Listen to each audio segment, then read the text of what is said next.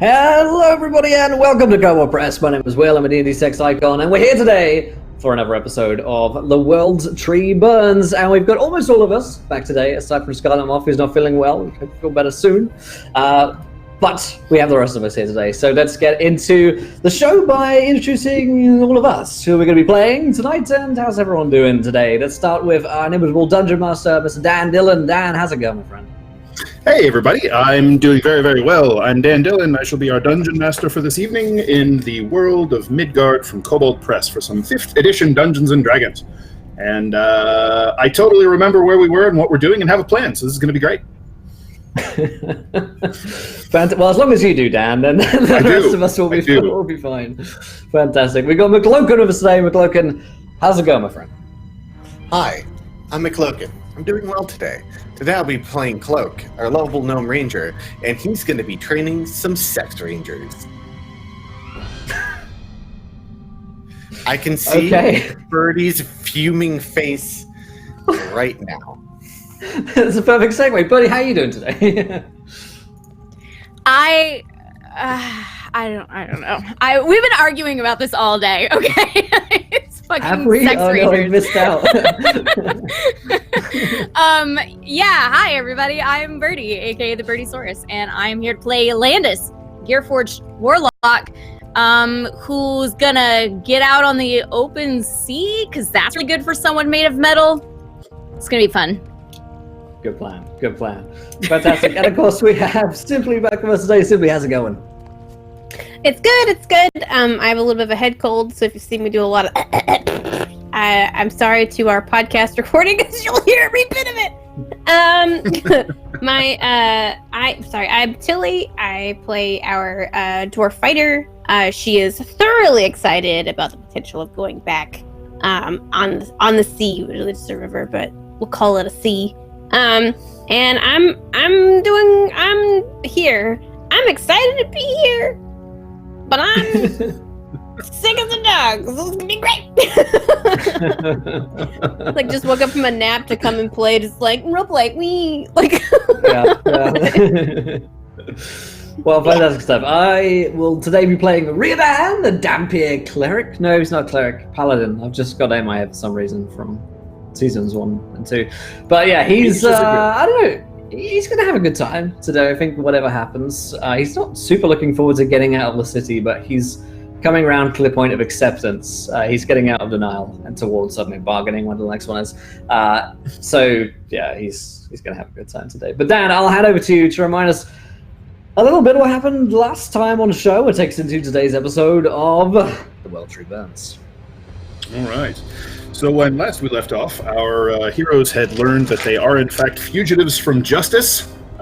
Their likenesses, descriptions to, some varying degrees of accuracy, depending on who we're talking about, have been circulated about the city, and they are formulating a plan, or at this point, presumably have a plan to get out of the free city of Zobek undetected, unarrested, and unmurdered, / brought to justice. And we'll see how that goes. I believe at last count the plan was actually to split the party, which is a delight. To send a few people to the docks to pick up some water conveyance in the form of Tilly's boat, and some other folks to sneak over street level and then into the cartways to try and lead the fugitive cultists of Morena out of the city before they are recaptured as well, because they are also terribly wanted as escaped fugitives. And so that is where we will jump right back in. I believe y'all were holed up in the abandoned tannery, where you'd had some altercations with the handiwork of Cosinia, the now slain vampire priestess of Morena, a rival from Riordan's past. The basement of this place has an entrance to the cartways and also horrible evidence of murder and dark magic and remnants of blood and just all kinds of awfulness happening down there. You just don't go in the basement. It's not a good place. Dirty, honestly. And I don't use that word about a lot of places, but that place is dirty. That is one of them, for sure. All right, so there we find you all. Cloak has recovered from his bout of panic when he was out and about and uncloaked, unhooded. He left his strange red garment behind to wander about the city and gather some supplies and information, since no one would presumably recognize him without his distinctive outerwear and mask, which seems to have done the trick. He was not noticed. But there you find yourselves, ready to enact your plan as you see fit. All right. We know exactly what we're doing. Fluffed her hair out of her beard. She's like, how do we look? Do I look like myself? Are you... Oh, so have you like unbraided your hair too, and it's no longer in the faux beard? Yeah, fully itchy face. You can actually see a chin now. It's weird. It's super weird. Wow. Put on my usual disguise, so should be fine. I don't even know what to make of that. All right. And so Rhiannon puts on some stylish shades. Smoked glass shades, some spectacles with tinted glass at all time. Uh-huh. Latest invention. Where were you cloak on? That's about it. Yeah. It's not really much hiding Gearforged. Right. But Landis, fortunately, you don't really have much of a known presence in the city, despite being one of the relatively small number of Gearforged. You've kept very, very much to yourself. And so while some of the clientels of your jewelry business would recognize you, as long as you don't go wandering into the richer no one knows I'm a city. Criminal. Correct. Ish. Well, we do, but yeah. Right. Oh, so, well, and that's all that really matters. So, Kaja and the other refugees have sort of gathered their belongings as well as the scraps. Cloak, I believe you set them up with some armor and a few simple-ish weapons, as well as some individual supplies and provisions. So they're all basically as girded for battle as they can possibly be and are ready to go. So is it nighttime? If you guys were wanting to slip out after dark, sure.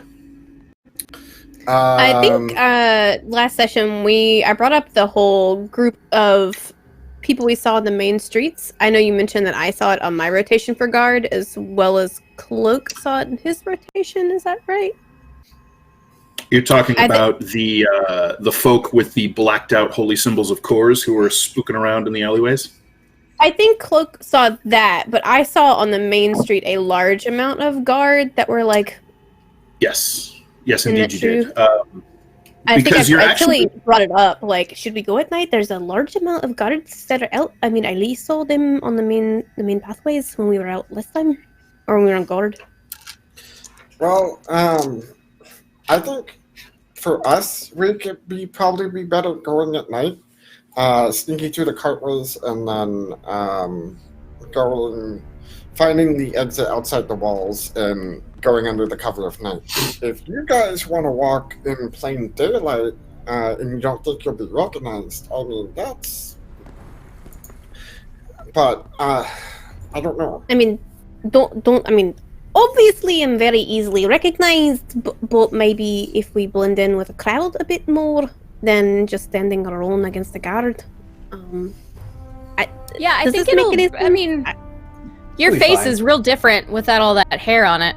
And also, we can always send Landis out a few blocks ahead of us to see if he sees anyone suspicious or looking out or that we should be wary of. You mean we could duck around a corner? Sending yourself? I meant Edwin. Yeah.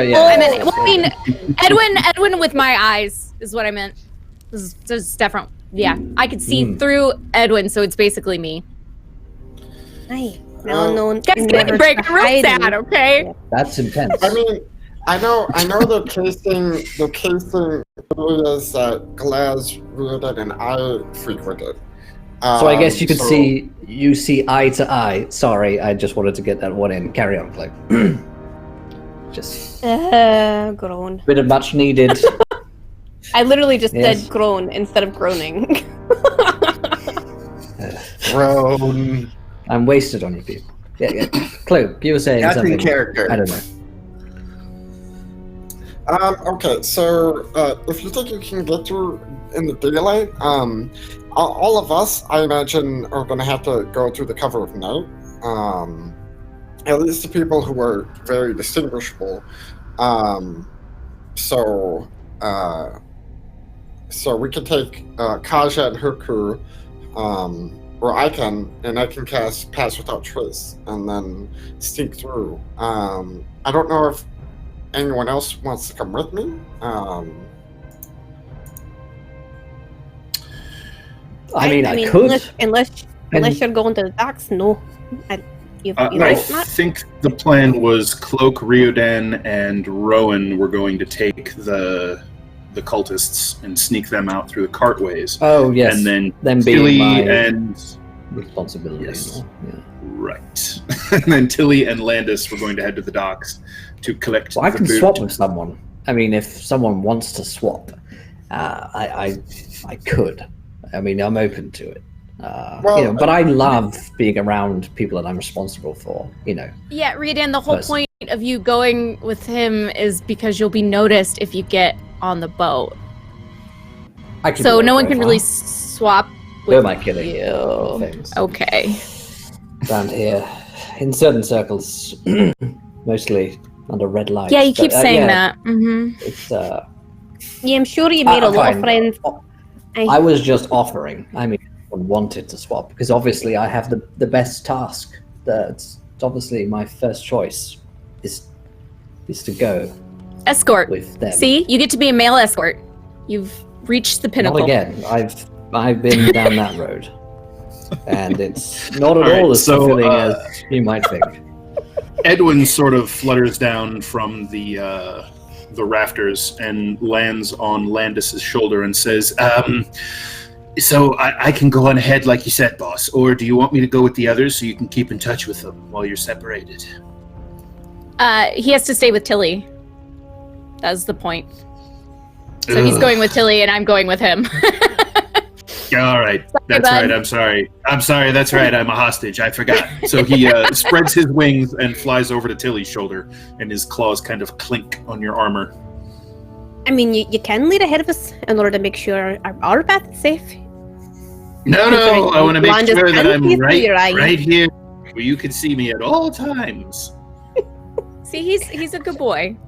He listens to instruction well.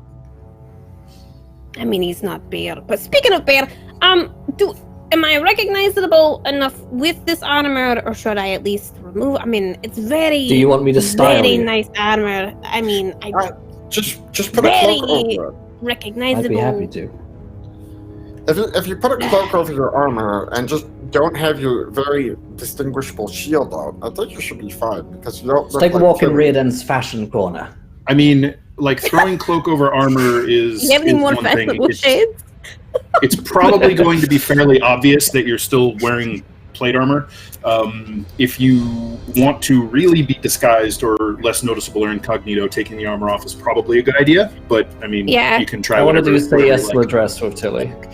Cloak, where are we meeting back up again? Are you meeting us outside the city in, what was it, Oberstein? Oberstein. Yeah. So Obersteinau. your plan was to meet at Obersteinau, which is a mining town. Alright. And she'll like undo her armor and be like, Cloak, do you mind holding this in your bag while we go? It'll be a couple of days. This is gonna be very cold on the water. Okay. I don't want anybody. I'm putting it in my bag. So wait, you're gonna send your armor with cloak? Yeah, in his bag of holding, because I don't have a bag that can hold that much armor. I mean, it'll pack down. Oh, okay. Well then, never mind. Yeah, Just okay. give it back. I was thinking wrong, but you know, you might be Oh too my heavy. God! Very- I want to make up Very my heavy mind. for me to carry. You know. All right. So you gather up all of your things, such as it is that you have. You effect your disguises. Anyone else taking any other precautions for disguises as you separate into your groups and get ready to split up and head across the city? I'm gonna wear a hat. Sure. You're just going to pull your hat down low over your little gleamy eyes and throw a cloak over your clockwork shoulders. Sure. Edwin sort of squints his eyes for a moment and then poofs into a crow on Tilly's shoulder. Is that Hmm. obvious? Do people walk around town with crows on their shoulders? Yeah. Eh, okay. I mean, That is a pretty Not- gross not area. generally, they We don't at not. times- So There's a lot of crows at the docks. it is or seagulls. way less noticeable than imp. Right. I was just thinking there were other. It's fine. Do what you want to do, on your Edwin. shoulder, I'm you're just, a kooky oddball. I'm with just imp on your along for the shoulder. ride now. You're mad. But didn't he have a cloak on? So is now he a tiny crow with a cloak on? Please. He lost his cloak somewhere over the course of the night. That's okay. I have like 15 more in my bag. Do they have a sale? I'll let a little one. Landis has to do something with the long rests he doesn't take. He makes cloaks. He likes. All right. He likes it. Okay. He likes dressing up. I don't know what to tell you. All right, so Yeah. anyone who is going to be making a disguise may make a charisma check either with deception proficiency or disguise kit proficiency if you are using one of those. Right. Can I assist someone? You can. You can I'll help. assist So, Tilly. all right, Tilly. So, now Riodan, did you say you were doing the makeover Yeah, business? I'm gonna do. I'm doing makeup. If he's so go ahead. helping, he can assist. Well, I think he's making the check, and you were helping, and Tilly's just sort of getting styled. So, okay. Riodan, you can go ahead and make me a charisma deception check with advantage due to Cloak's expert assistance because of his Sweet. fantastic color matching and eye for Let's hues. say 16. Pretty good. All right, I'll make a note. Anybody else disguising? Does my hat count as a disguise? I have a disguise kit proficiency. Okay. You For can go ahead some and make a reason, as a robot. You know, Makes sense, I you guess. were a person before you were a robot. Yeah. Yeah. And really, it's because I'm so good at dressing up Edwin. Right. That's where it comes from. That's What am I true. rolling? A charisma check with your proficiency bonus because you are proficient in disguising things. Tilly, I have to say you're really looking quite cool. 21. Hey, what's in your 21. like All right, cool. All right, so you actually did something with her hair other than letting it just kind of floof out once it's out of the braids, and For sure, Riodan's maybe he's actually quite good at doing hair, Tilly. He does quite like doing stuff like that. He just hasn't had the chance to do it for a while because he's such a degenerate. But he's probably practiced semi-professionally at some point to do this. Do you know what I mean? Is there Well, I mean- a bit of a glass or something that Tilly can see herself in? if Hold one on, of you mirror. has a mirror, then sure, because there ain't a mirror in the dilapidated old I hellhole know. that was. I shine up my arm, one of my shoulders, real nice. I'm like, here, this spot is flat. If you look at this spot, it's flat. You can see yourself right here. Isn't it kind of a weird, distorted, reflection in brass image of yourself? It's not great, but hey, it's all right. The rest of you are maybe a little impressed. Yeah, Riodan kind of knows his thing. As She looks at Raiden and goes, "Am I pretty? Do I look like a lady?" You look beautiful, darling. all right. So, as I have it, Tilly, Landis, and Edwin, in the form of a crow hanging out on the now beautified Tilly's shoulder, are going to head across town toward the docks, and Riodan, Cloak, and Rowan are going to lead Kaja and her ilk through the cartways towards the gear district, but at some point you're going to have to kind of jump up onto the street level and then find the entrance that leads you to the hidden exit through the walls, so you don't have to try and negotiate one of the gates. And the plan is to do this at night, yes? For us, we probably can get through the cartways where we need to go up through the city and kind of wait out until nighttime and then make our move. You can indeed do that, yeah. So you can set off through the cartways entrance in the basement whenever you like. And so, yeah. The raven form, the crow form of Edwin fluffles its feathers, flies across the room to Landis, lands on your shoulder, and kind of taps his beak against the side of your head once, and then flies back over to Tilly. I love you, buddy. All right. So the cultist refugees just sort of square their shoulders and swallow their just kind of subdued terror that they've been living with for the past several days and follow you into the disgusting basement and from there into the dark, uncertain tunnels of the cartways. Tilly and Landis, the streets are your oyster. You can slip out through the back door after moving the barricade, the old broken down furniture that was barricaded in front of the door since Tilly kicked it in a while back, and make your way out. Are the streets crowded and stuff? You guys, you weren't waiting till nightfall, right? You were going out just kind of during the day? Yeah. All right, then, basically normal daytime, probably. I imagine this is something more like mid to late afternoon.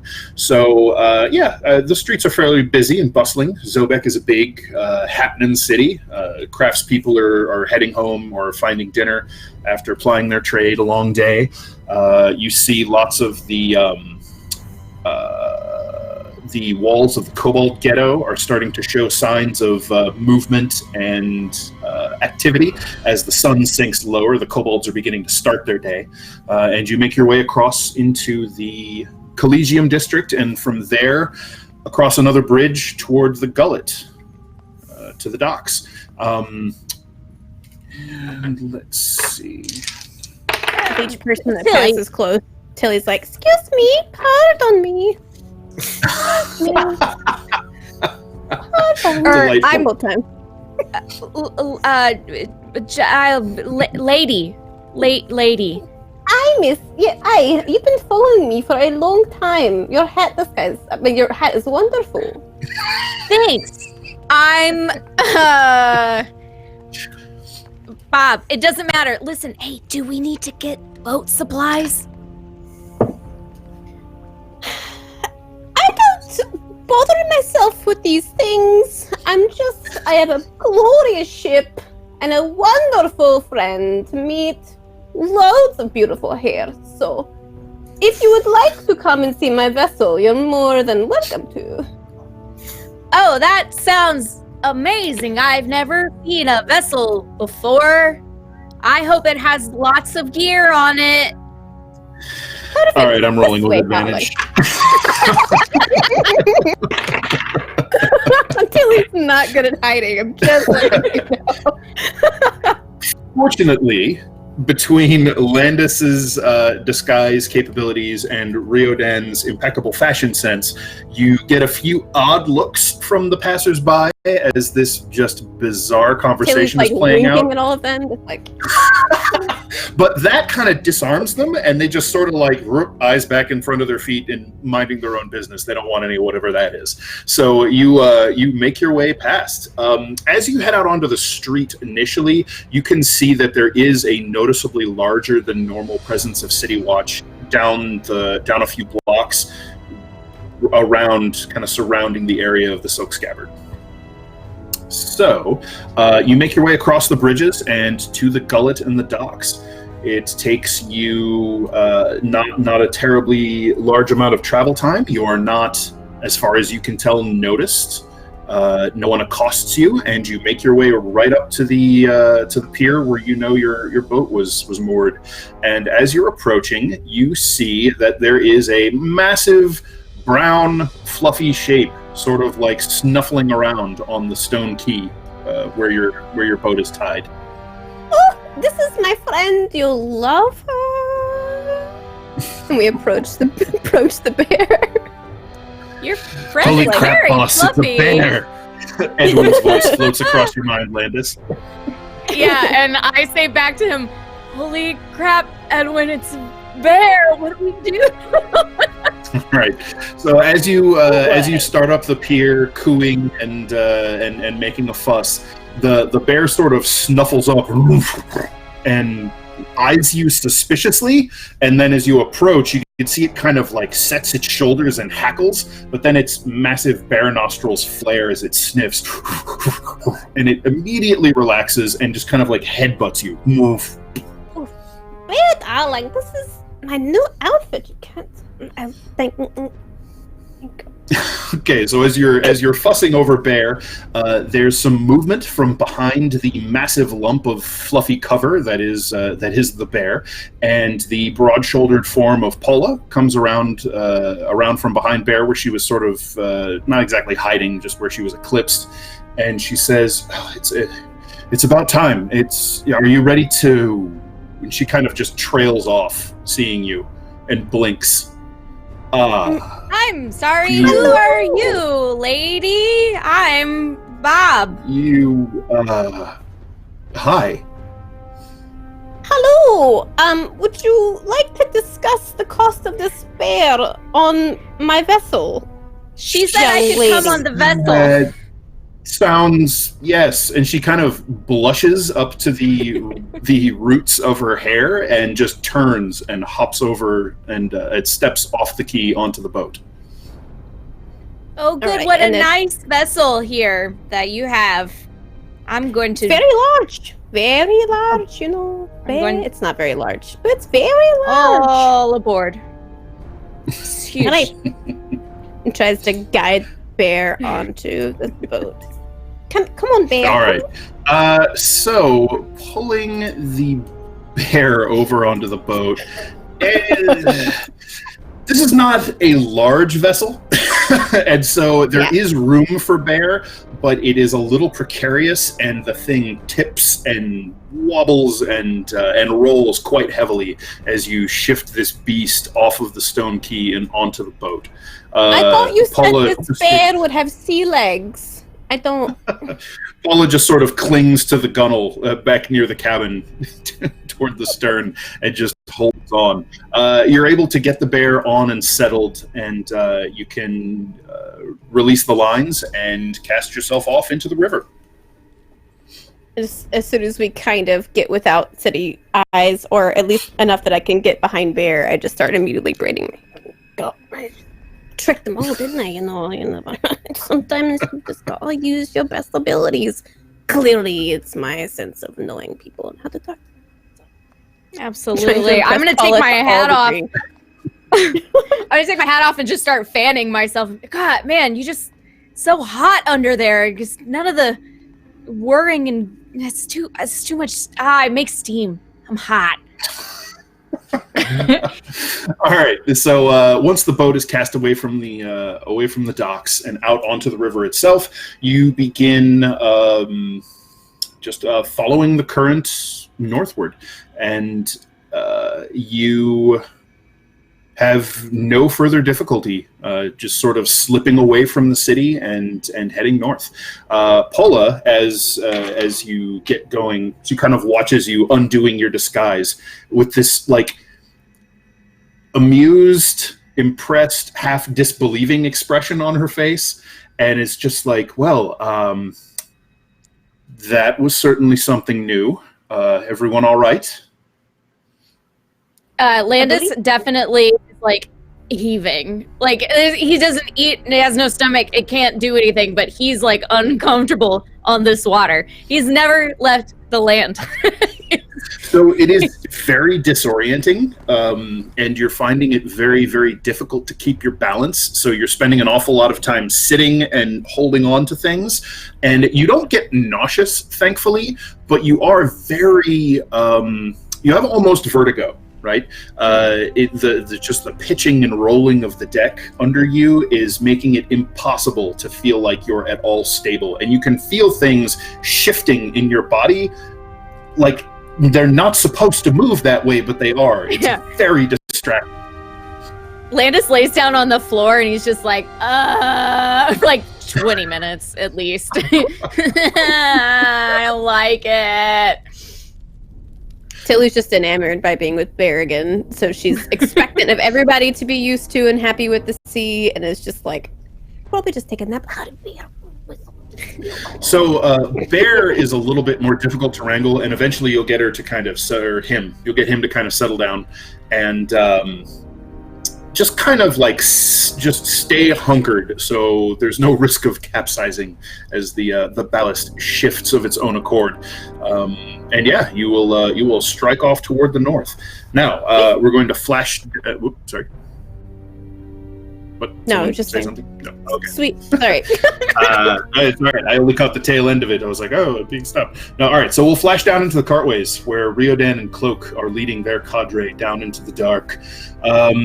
You can find your way to the sort of outer reaches of the Gear District, or where you'd be roughly beneath the Gear District in the tunnels, with relatively no problem, thanks to Cloak's near obsessive study and exploration of the tunnels. So you're probably somewhere just on the edge of the Merchant District. You have several hours to wait, but down in the darkness of the tunnels, are you going to do anything for light? As several, most, I believe, of the cultists cannot see in the dark. They have torches. Okay, so you're fine with them lighting some. They sources. have one torch at least. But I'm like scouting ahead of them, and kind of guiding them along the way. I haven't cast Pass Without Trace yet. Right. It's gonna be a waste. I am still on the lookout in the cartways because I don't know if those people are down here as well. Okay. That is a good question, isn't it? All right. So, why don't you go ahead and make me a dexterity stealth check, please, Cloak? I believe I have a +6. Yeah, 21. 21. Okay, great. So you range a fair ways ahead of the loud light source behind you. That is the tromping group of refugees. And sort of just leave Riodan with them for a while, Riodan and Rowan. You're able to pick a safe path throughout the cartways tunnels and locate an entrance that'll take you up at least relatively close to where you need to be. You know that it's going to be a little bit of a trek on the surface once the sun falls enough for you to manage your way out there with less chance of being seen. So after you clear the way, everyone just sort of gathers up there, and you just wait. You're at you're in kind of a brick veneered, at least, hallway that was once maybe a tunnel that connected two different homes or businesses and allowed travel under the street without dealing with weather or any of that business. Think coal tunnels from some older cities. Yeah, that's sort of what you're under now. And there's an archway with some worn granite steps that lead up to the surface, and there's an old iron-banded door with faint glimmers of sun shining through the gaps. And you just have a few hours to wait. If you have nothing else you want to do in that meantime, you can watch those bands of light get dimmer and darker until they fade entirely. I want to talk to them because Rowan and Riordan are probably more familiar with the spell, but I take the fuckhouse gang, and I gather them together, and I'm like, okay, this is how it's gonna work, right? When we go, we'll all group together, and I'll cast a spell, and each one of you needs to be 30 feet within my vicinity. Don't fall behind. All right. Otherwise, the spell won't capture you. I will pace, and we will take our time. Just be at best the stealthiest you can be. Walk on your tiptoes. Not like how children do, but just very light on your feet. And then, can you do that? We can go quietly. That's no problem. They all sort of nod, and we'll stay close to you. Okay. The only one we have to worry about giving us away is, and he just looks at Riordan, and I was like, clink clink over there, because every movement he makes, it makes a noise. So Someone say my name. You need me over there? Coming. Oh god. So Riordan clanks his way up the tunnel. Yes, there's a team meeting. What's happening? I'm telling. I was thinking I should lead. No. You need to stay by me, and we need to sneak. I found the shortest path, It's a. I don't. Good. How long do you think we have to go, Dan? How long is it going to be? I mean, So there's probably several blocks that you need to traverse up on the surface there, and at least one Okay. main road you'll have to cross. Okay.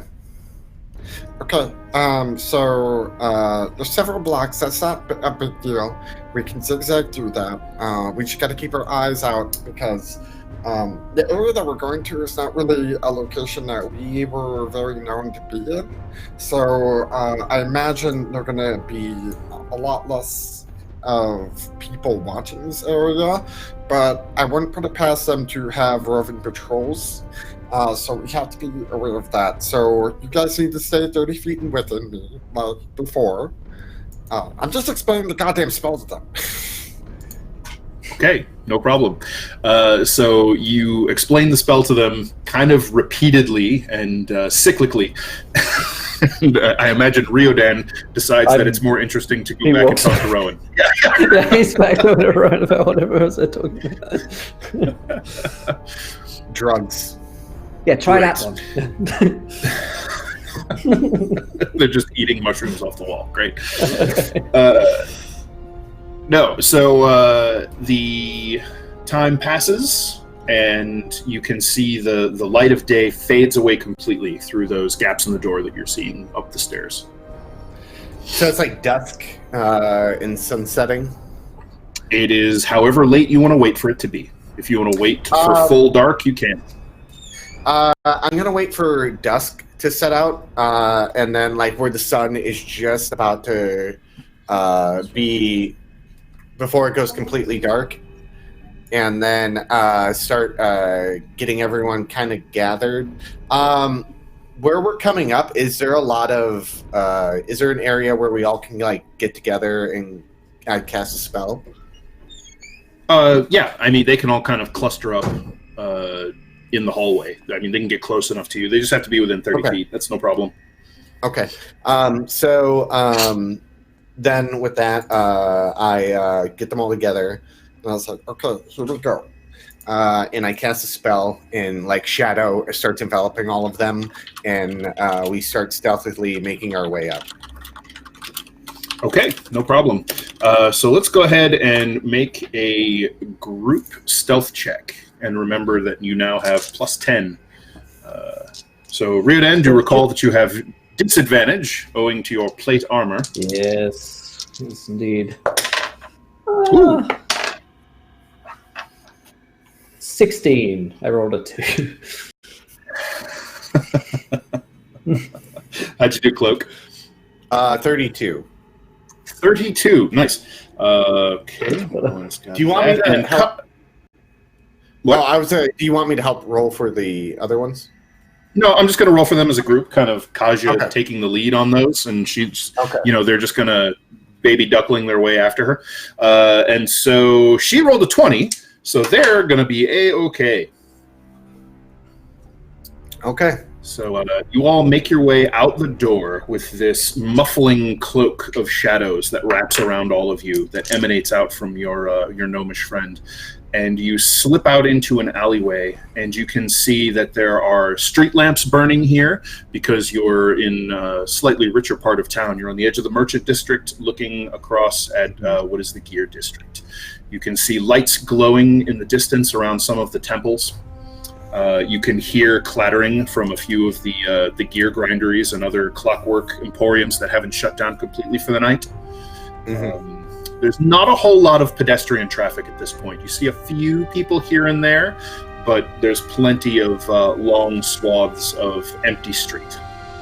Yeah, that was my plan. Not to have the streets completely empty. I'm want to make our way through here and keep pushing forward.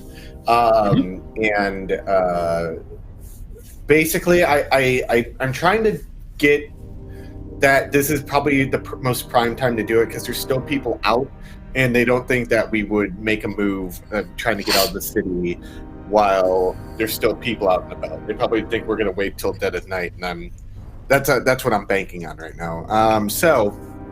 But yeah, I'm going to lead them through the blocks and try to get to the main street area. and scope out what that looks like. Okay. So when you say lead them, you're still moving everybody with a group and keeping everybody inside them. Yeah.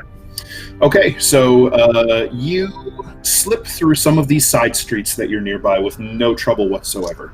A few minutes pass, you dodge a couple of larger groups of pedestrians by ducking into alleys, and at one point you wait for a small contingent of city guard to meander their way past. Just looks like on their nightly rounds.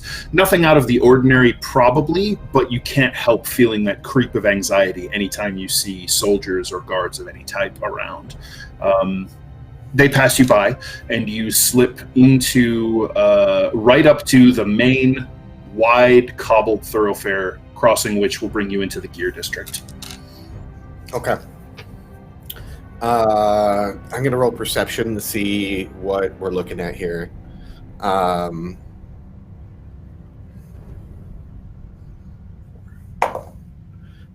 15. 15, the area that you're looking at is well lit, so you don't have to worry about any sort of disadvantage from darkness, thankfully. So you're looking at a 20 to 30 foot wide cobblestone street, pretty broad avenue. It is lit fairly regularly with these iron and copper street lamps that have these, honestly looks like magical lights or maybe gas lights burning in them. And casting these pools of radiance on the cobbles around you up and down the street. There are, it looks like a few people closing up their shops and heading home for the night. Just a handful of people here and there scattered across what you can see. Other than that, nothing out of the ordinary. Okay, I'm going to wait for the perfect where it looks like like you're trying to merge into traffic or something like that, where it looks like two groups are kind of like passing each other and then kind of like beeline in between them with everyone and to the next alley. Okay, you wait until you have this sort of perfect moment to slip through with just enough other people to not make it completely conspicuous that there's almost 10 of you scuttling your way across the street. You slip out between two of the street lamps in the darkest section of the street you can find, which isn't particularly dark, and you slip across into the walkway on the far side in the gear district. Okay. As you are making your way, I assume, into an alleyway or a side street to kind of get off the main thoroughfare there. Right. Mm-hmm. As you do, you hear a soft voice, Hey, you there, sort of echo up from behind you. I look back. Okay, you look back, and you see one of that last trio of guardsmen has, looks like doubled back or come back this way, and he's sort of opening up his lantern and raising it and sort of walking in your direction and calling out to you. Is he able to see us in the shadows, or does it look like he's reaching the cusp of us, kind of thing? He's probably still just a little ways down the street. He's not like right on top of you, but he's heading your way. He's probably, we'll say 35-ish, 40 feet away, that sort of thing, kind of coming around a corner and fumbling with his lantern to try and get a better look. Because while you're not invisible, you do still have this spell going on, so like the night is just sort of oozing up around all of you and pushing the streetlight away and giving you this cover of darkness and this almost blurred obscurity. So it's definitely making it difficult for him to get a good bead on you. With him coming up, I was like, everyone follow my lead, and start stealthing forward with everyone, getting some gaining, and actually, so it's just a straight alley, and then as soon as there's like a left turn, or the best turn, a right or left turn, taking the alley and then kind of making a detour route a little bit, and kind of avoiding the presence of the guard. So you said something about hiding. I mean, he's looking right at you. You can't hide from him. Oh, I thought he was around the corner. No, he had just come from around the corner. Okay. So, because I thought he was like not seeing us yet. No, he sees you. He's calling to you, but he can't see you very well. Combination of the night and your spell making it more difficult for him to get a bead on you. But he can see that there's people there. Okay.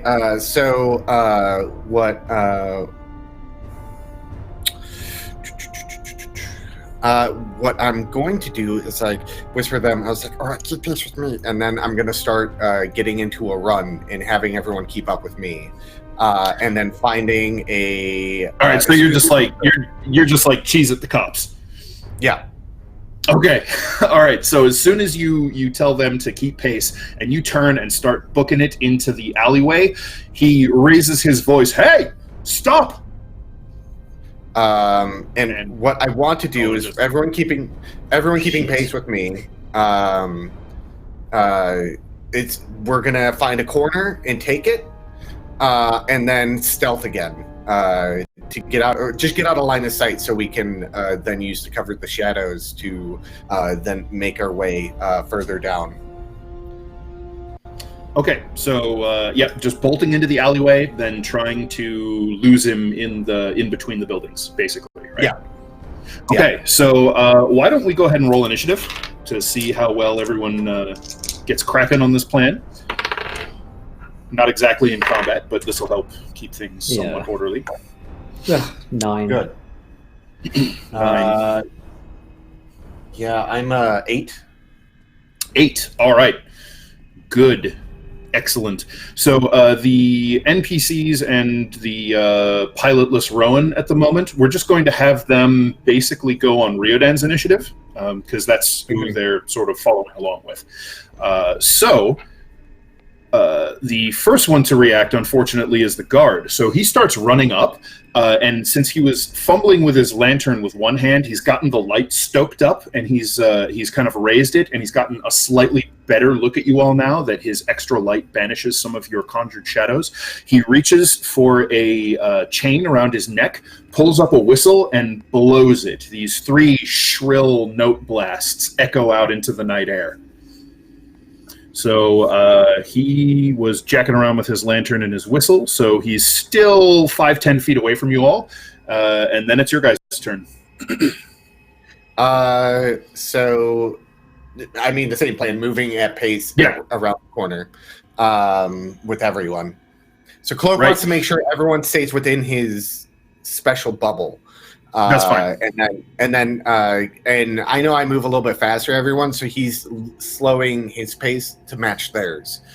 Okay, no problem.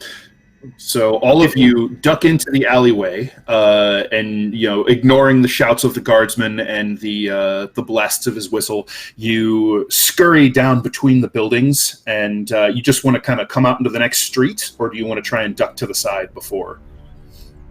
Duck to the side before. Okay. You lead your group into the alleyways and cut between 2 of the buildings, swinging down to the south to try and keep you going in the direction you need to be going, at least generally, as well as getting out of this guard's line of sight as quickly as you can. You can hear his boots thudding against the cobblestones as he chases after you. He comes running around the corner. He gives another trio of blasts on his whistle, and he just kind of has it clenched in his teeth now, and he's drawn a sword in his other hand. So his what would be his shield hand is holding up his lantern, lighting his way. He is going to run kind of down the alley, pause a moment, and begin searching to see if he can discern which way you went, which is not going to be terribly difficult since you're just down one of the sides. He turns your way and just sort of yells at you again around the whistle, clenched in his teeth. Stop! As he's calling to you, you hear the faint echo of more whistles from down another few streets. So what would you like to do? Fuck. we can't fight him because that's just going to cost him. We got to just get away. So I'm certainly not going to be the guy to say you go on. I'm all right. going. So why don't we go ahead and take a page out of the chases for this? So how is it that you guys want to? Are you just going to try and outrun him? Just flat out sprint, leave him behind? Yeah. Or are you going to try and keep losing him in the mazes of twisted alleys? The mazes of twisted alleys is probably our best bet because we have the spell. So that's my thought. And that's really only going to help when you hide. But all right, so you have lots of corners you can try and duck around. So why don't you guys go ahead and make me we'll call it.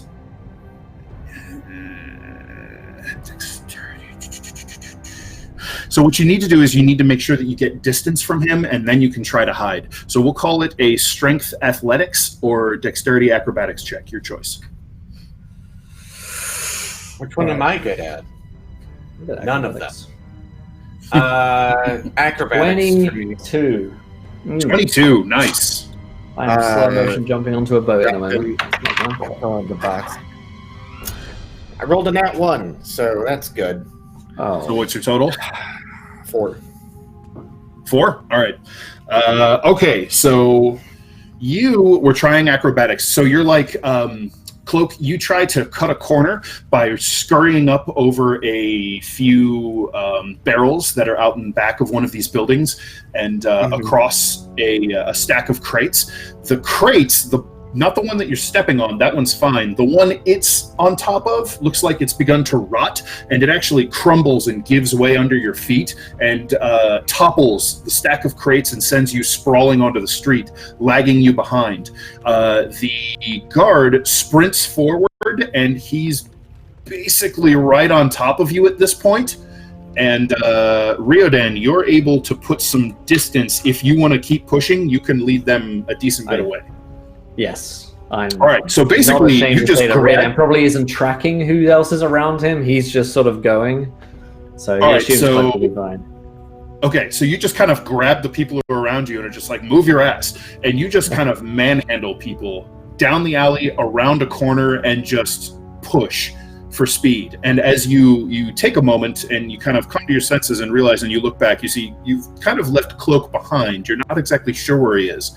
All right, so Cloak, the soldier, lowers his blade towards your chest as you kind of scramble up to your feet, and he lets his whistle drop out of his mouth, holds his lantern up, and his eyes go wide as they settle on you. I attack his lantern.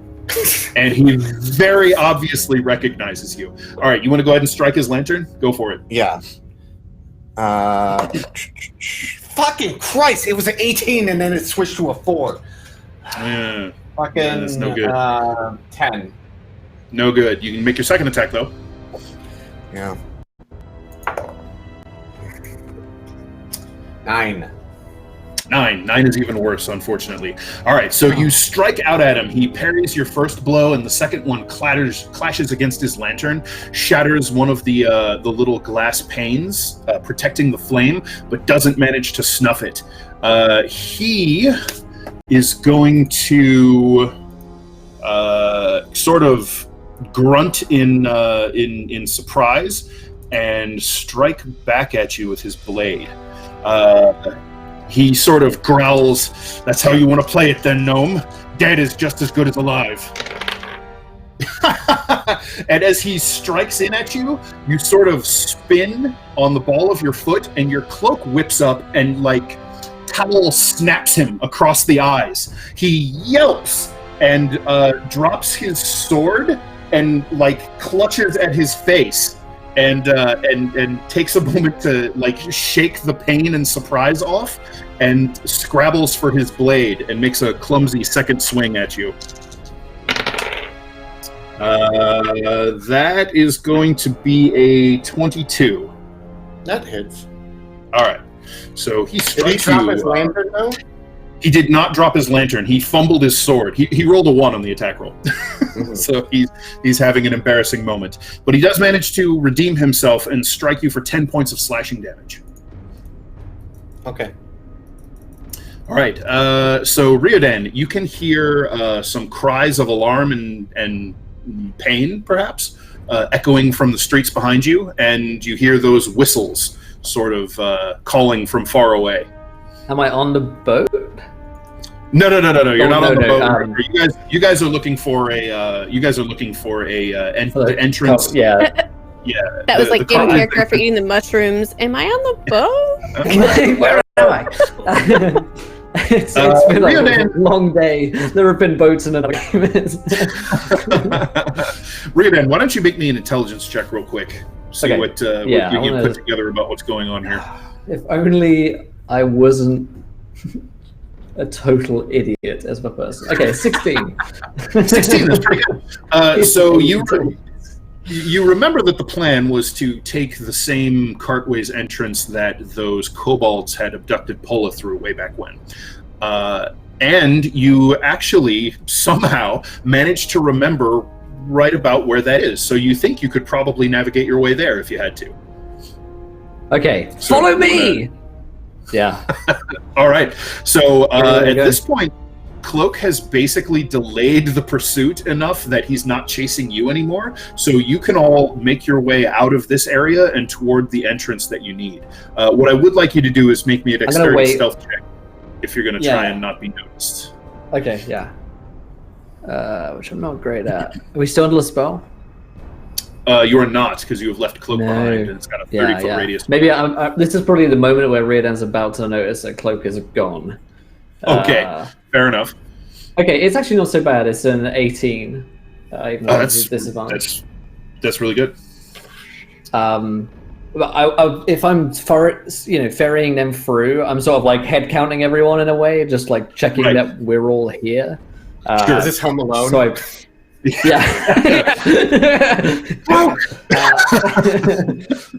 and then I'm like, Cloak, where's Cloak?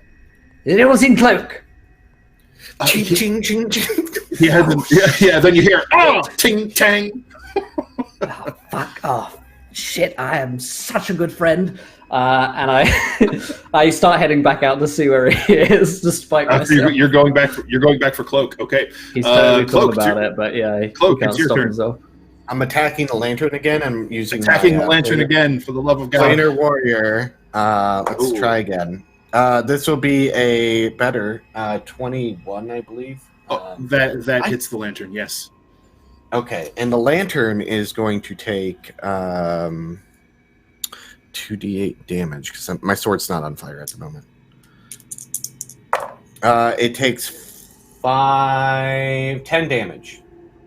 10 damage is enough to smash the lantern. Roll a d10 for me, please. 1. Okay.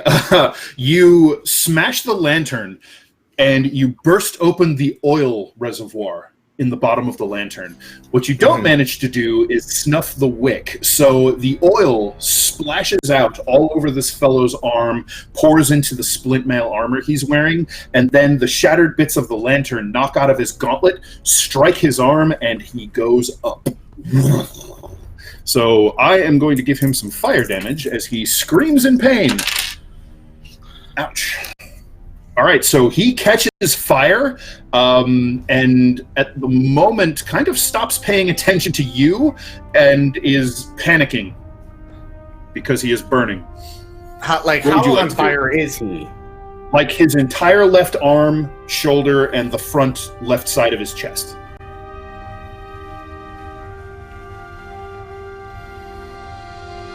I'm running. Okay. All right. He is not going to take an opportunity attack because he is less concerned with you and more concerned with not burning to death at the moment. So you can, sprint away from him around the corner, and you can see Riodan, it looks like holding the rear guard now, waiting for you to show back up. So you hear screams. As soon as I see him, I misty step. I'm like, All right. So he vanishes in a puff of crimson smoke. You hear screams of pain and panic, and an orange, ruddy flare of light from the alleyway behind you as this poor bastard begins beating at the flames.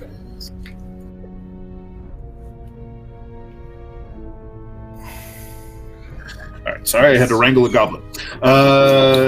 Then you basically leave this poor bastard in the smoldering dust, and you rejoin the cultists where Riodan, surprisingly, Cloak, has gotten them moving in the right direction and kept them sort of cohesive and out of sight at the same time.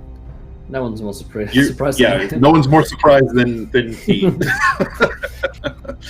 So... okay, let's go. We gotta go. And I recast Pass Without Trace. We're all going. I'm not certain that you need to recast it. I think once the original people are back in the range, I believe it swaths them again. Okay, stay close to me. Let's go and back into the cartway. So you're all able to slip across that last bit of street into the next block of alleyways, and as far as you can tell, lose your pursuit. You hear the cries of alarm from another group of guards. You hear those kind of back and forth whistle calls, but it doesn't sound like they're heading in your direction.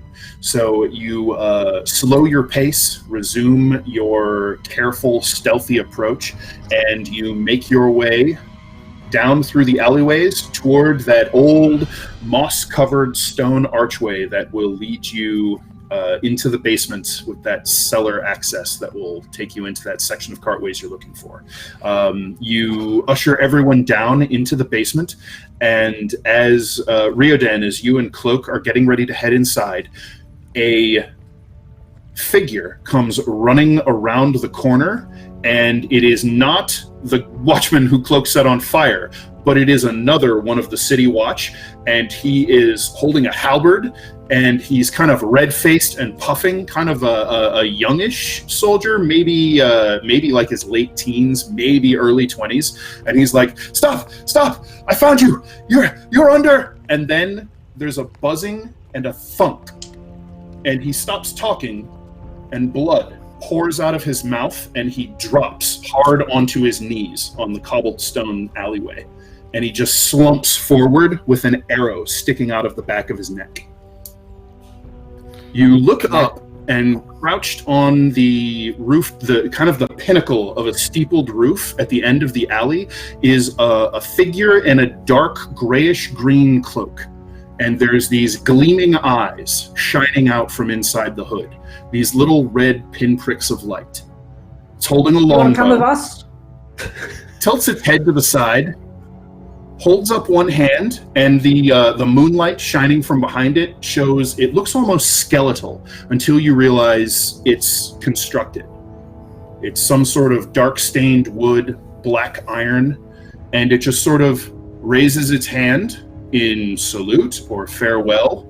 Its fingers click closed, and it just sort of turns and drops out of sight on the other side of the roof. As it does, an owl swoops out of the night, spreads its wings, and follows it. Wait. I think that was my guardian angel. Wait. Can I roll perception on the owl? You can try with disadvantage. Okay, I will do this. That is a 9. A 9. Looked like an owl, man. Okay. God damn it. I know who that was. You're so smart. Yeah. All right. So with the steaming, bloodied corpse of this poor guard kid bleeding out into the alleyway, you make your way down into the cartways. This is as good a way to do it as any other. Come on. That could have gone terribly. Jesus, what the fuck? Where's that guard on? Just roll with it, man. I don't know how he noticed us. We were quiet as fuck. I don't know. Maybe someone gave us away, but well, the important thing is we're getting it out. I glare at Clink Clink. Hey, I came back for you. This is all this conversation is happening as you make your way out and through. The dark network of tunnels you find eventually leads you outside the walls near the dwarf gate, and you're able to slip away into the night and into the forest surrounding the city. Hooray! So, we're going to we're going to deal with how you're planning to get north at this point. Your plan was to meet up at Obersteinau, the mining town, which is a fair bit. It's about a full day's travel, 2 days travel north. Is that by foot or by boat? By foot. The boat will Okay. probably beat you there. I'm not walking it. Now, your plan was to meet up at the town, not before, or... At the town. Yeah. At the Okay. town. At the Prancing Pony. All Or right. it must have designated some kind of fuckhouse we could all go meet at. Well, we need to establish a new fuckhouse. I mean, they better have one. That's for starters, or else I'm not staying. I mean, I Well, lived it's in a mining Zobek town. almost exclusively for that, and well, I mean, it's a mining town. Miners, I mean, you know. right. So, Holes. what you're following along now, Cloak and Riodan, is the Great North Road, and this is the one that will eventually lead you to Shadow Crag if you take that sidetrack, which you're not planning to, so it'll take you on past it. But it actually runs through the very westernmost edge of the Margrave Forest. You've taken this road before. You remember it's the one where it felt strangely close and quiet with the trees growing up over the road and almost creating this strange archway, almost like a vaulted ceiling over it, where you made your way up to Shadow Crag so long ago now. Cloak, did you want to take the road, or were you worried about people going to find us? We could take the road for the most part. We just gotta scout and keep our eyes out. I mean, Right. Like, luckily on the roads, like we'll be able to see the front and back of us fairly easy, and hear anyone coming up fairly fast. Like if there's a galloping, and we can kind of see what's going on. But Yeah. the road should be fine. It shouldn't. They shouldn't think that we're hiding around in the city currently. So. With any luck. We'll see. Yeah. All right. Well, I feel good about that. We can all get them to take watches, and we'll. So Find horses, the road maybe? itself is fairly well traveled. Besides the river, it is probably the most one of the most traveled trade and just travel arteries into Zobek, since it connects to the northern kingdoms. Are you wanting to travel along the road, or are you going to want to off-road it? Actually, we can off-road it a little bit because we're not phased by, since we're with me, traveling that route Yep. won't be that bad. So do you want to travel through the Margrave itself, or kind of skirt away from the... Skirt away. So you can basically cut to the western side of the road and into some of those wooded areas over there, and leave the Margrave for when you're feeling, when you have more of your crew together, just in case. Yeah. All right. So Tilly and Landis, your plan. Let's see. As you guys are sailing northward, and you kind of clear away from the city, Paula is going to look at you, Tilly, and she's going to say, well, you, I suppose you're going to be heading away from Zobek for a while then, right?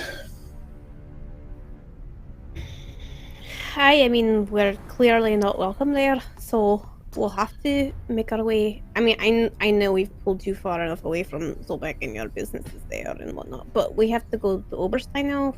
For now, would you want to venture there with us, or do you need your business to handle nervously? I can go with you as far as Oberstein now, I think, and then I might return to Zobek from there. All right. Well, I appreciate all the help you've given. I definitely, personally, I'm just glad to be back on the water, to be honest. And I guess our plan is to go north. So, if you feel a change of heart once we're in Oberstein, I will welcome your company as always. But clearly, Well, we'll see. She says, and kind of, yeah. I'm so sorry. I want to. The only chance I feel like this whole campaign to get to use my magical trinket is now. So as she's talking to, sorry, I just got really excited because I remember. That's okay. But so she's talking to Paula. She's like taking this trinket, and I guess I don't really know how to make it guide us. Maybe whispering into it. Maybe. Sure. Rubbing like a magic lamp? I don't know. Because, I mean... So, I'm trying to remember the form it took. It was like, do you remember? It was a clasp or a ring on her beard that was forged from, the magical hammer from her dad. So... Right. And it basically, what was the thing that it, do you remember the effect of it? It was to help guide us on the water. Essentially a guide for travel, but only on water. Right, it was essentially a compass, right? Yeah. Okay, so you all right, so what no, let's take it this way. What are you thinking about, or what are you wanting it to guide you towards? I mean, north is home. So Sure. Even if we're stopping at Oberstein now, I feel like the warmth of getting back into the cool and then back closer to home, even if it's only a day's travel, is enough to make her get excitable towards using this to help guide back. Sure. Even though it's not back. So. But you're thinking of like home, the Northland's home.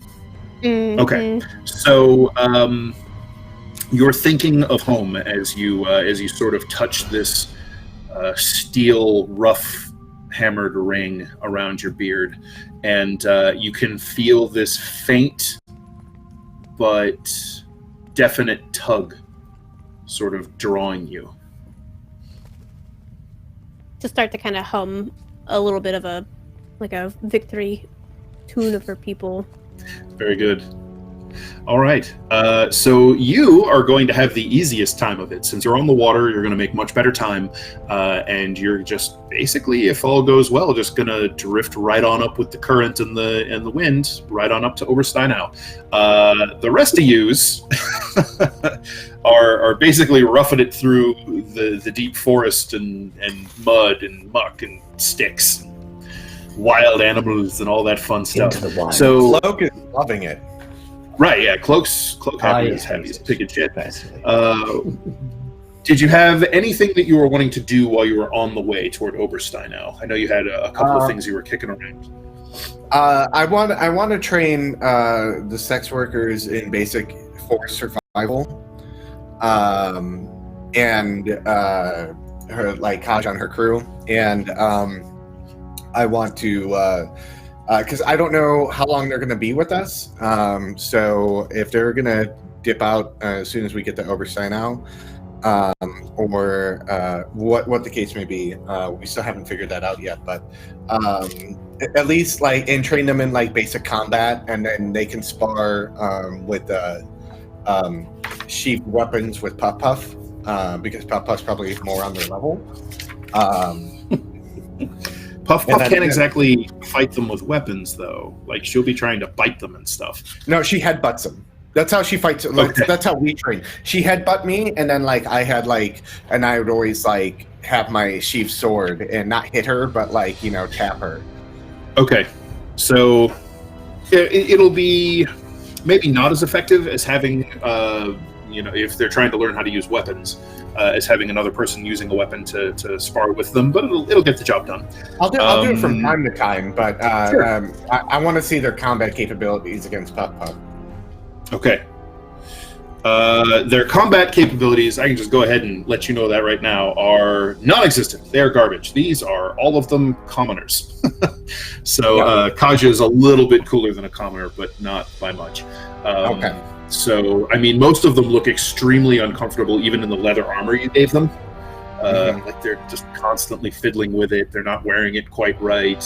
Obviously, it's uncomfortable and pinching and rubbing them in ways that they're not handling. You have some work cut out for you. I'm okay, come on. And then I line them all up, and I was okay, hold on. And then I start fixing their armor. Sure. And then I'm then you're out like this, and then you put the strap over there, and then you got this, and then I don't know how you put your armor on backwards. Okay. Okay, yeah, we'll work on you more. But and then like kind of do like basic combat maneuvers with simple weapons and like showing them, my daggers and throwing them and all that kind of stuff. But that's like over 2 days. Yeah, so like this is stuff that you're doing kind of when you're making camp and that sort of deal. Since you have basically 2 days of hard travel ahead of you. So over the course of 2 days or so, you're able to avoid most of the. You're able to avoid the hazards that you run into along the way. Certain wild animals, some natural hazards that you need to swing around, like a crumbling hillside that you don't want to try and risk climbing. Your survival skills are sharp enough to be able to deal with such petty threats. And as you are, let's see, it's probably getting right up on towards evening of the second day, you all break from the woods and you find yourselves rolling up into some foothills where these sort of granite and limestone crags are jutting up out of the ground, and you can see smoke from cooking fires up ahead. And short time later, you can see the lights of a town burning in the distance. And you find yourselves finally at the mining town of Obersteinau. You see the sunset glittering on the river that wends its way nearby, where the town is sort of built on the side of it. I imagine I just look at Reardon and I was like, look, we're here. And there's like mud and dirt on him. And he's like... Twigs in my hair somehow. Yeah. He's like fallen into a river somewhere. This is horrible. All of this was hot. I should have taken that fucking boat. Ugh. Fine. Are we here? Is it over? Is this... Oh, this is a good place? Yeah. Oh my goodness. Right. They have so you make your way in. You find your way to, let's see, you guys didn't even have like any means of coordinating where you were going to meet or anything like that, did you? Obersteinau is not a large or prosperous town, so I'd say it really only has one not god-awful inn or tavern. So when you all bedraggled, mosquito-bitten, caked in mud, bedecked in sticks and bruises and blisters, just drag yourselves into the warmth of this candle and torchlit tap room. You can hear some music, you hear conversation and laughter as these miners have wound down the last of their day and are unwinding. And you can see that Tilly and Landis and are set up over on a table of their own. You can see there are a cadre of kobolds, some humans, and a few dwarves who all have tankards in front of them, and several of them are in the middle of upending their beers, and you can see that Tilly is in the middle of a serious drinking contest with these miners. Like half drunken, she's trying to teach him like a song. It goes... And then you tell the table that the table is yours, and then you flip the table, and she's like singing, and it's really bad. And it's just one of the kobolds starts banging its tankard on the table and goes, "Now, bad music, more beer." Sings louder. Of course. Of course they fucking did. You know why? Because they took a boat. Yeah, they took a boat. So, actually, Dan, that brings up a great question. On the way in, did I see any boards with wanted posters on it? You did not. Okay. I like no that. one wants us anymore, Luke. Well, not here, but, you know. Where's Landis? Landis is up against the wall. Landis has asked the bartender for some fresh, clean bar rags and is up against the bar, like trying to polish all of the dirty, gross ocean, lake, river, whatever we were on, air off of his beautiful, beautiful metal body. That he doesn't. I go over to the bar. I go over to the bar to order a massive alcohol, please. Hello, Landis. Hey, Riadan. What are you? All right. Why are you doing that? Riadan, as far as you can tell, Gross. Landis is just polishing and polishing and polishing his spotless, gear-forged body. They're like, Landis is everyone's slowly realizing Rubbing- that Landis might be like a little neurotic and have a bit of a problem because he can't stop yeah, now. Landis, Let's be real. Landis was on a boat on a river for like one good solid day, and that was it. Landis, I'm not sure I'm entirely comfortable you just rubbing one out here. But you know, I'm sorry. I've been in the woods for 2 I'll try to days, stop. I'm just very dirty, course. and there was I don't know. Was it salt water? Was there salt? It feels like there was salt in the water on the air around the boat probably in the water. If it was a We're sea, then inland. I think there's salt. No, we're inland. That's Oh. fresh water. You can drink that. Are you sure? I don't know. I don't drink I know where things. we are. Why are you guys so mean to me? We've probably Tilly walked to comes the in and other puts side her of arm the around world Cloak. by now.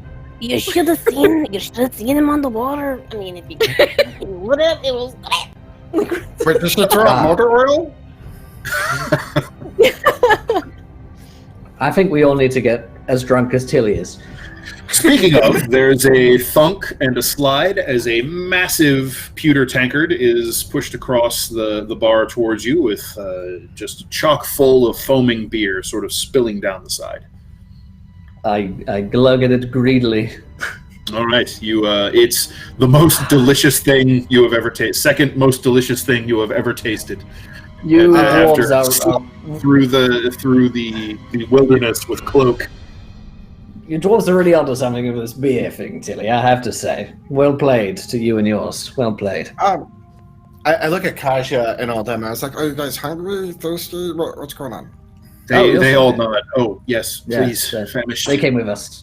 Yeah, can We're you not- just get a lot of meat and cheese and bread? And, Yes, these ladies need a lot of meat.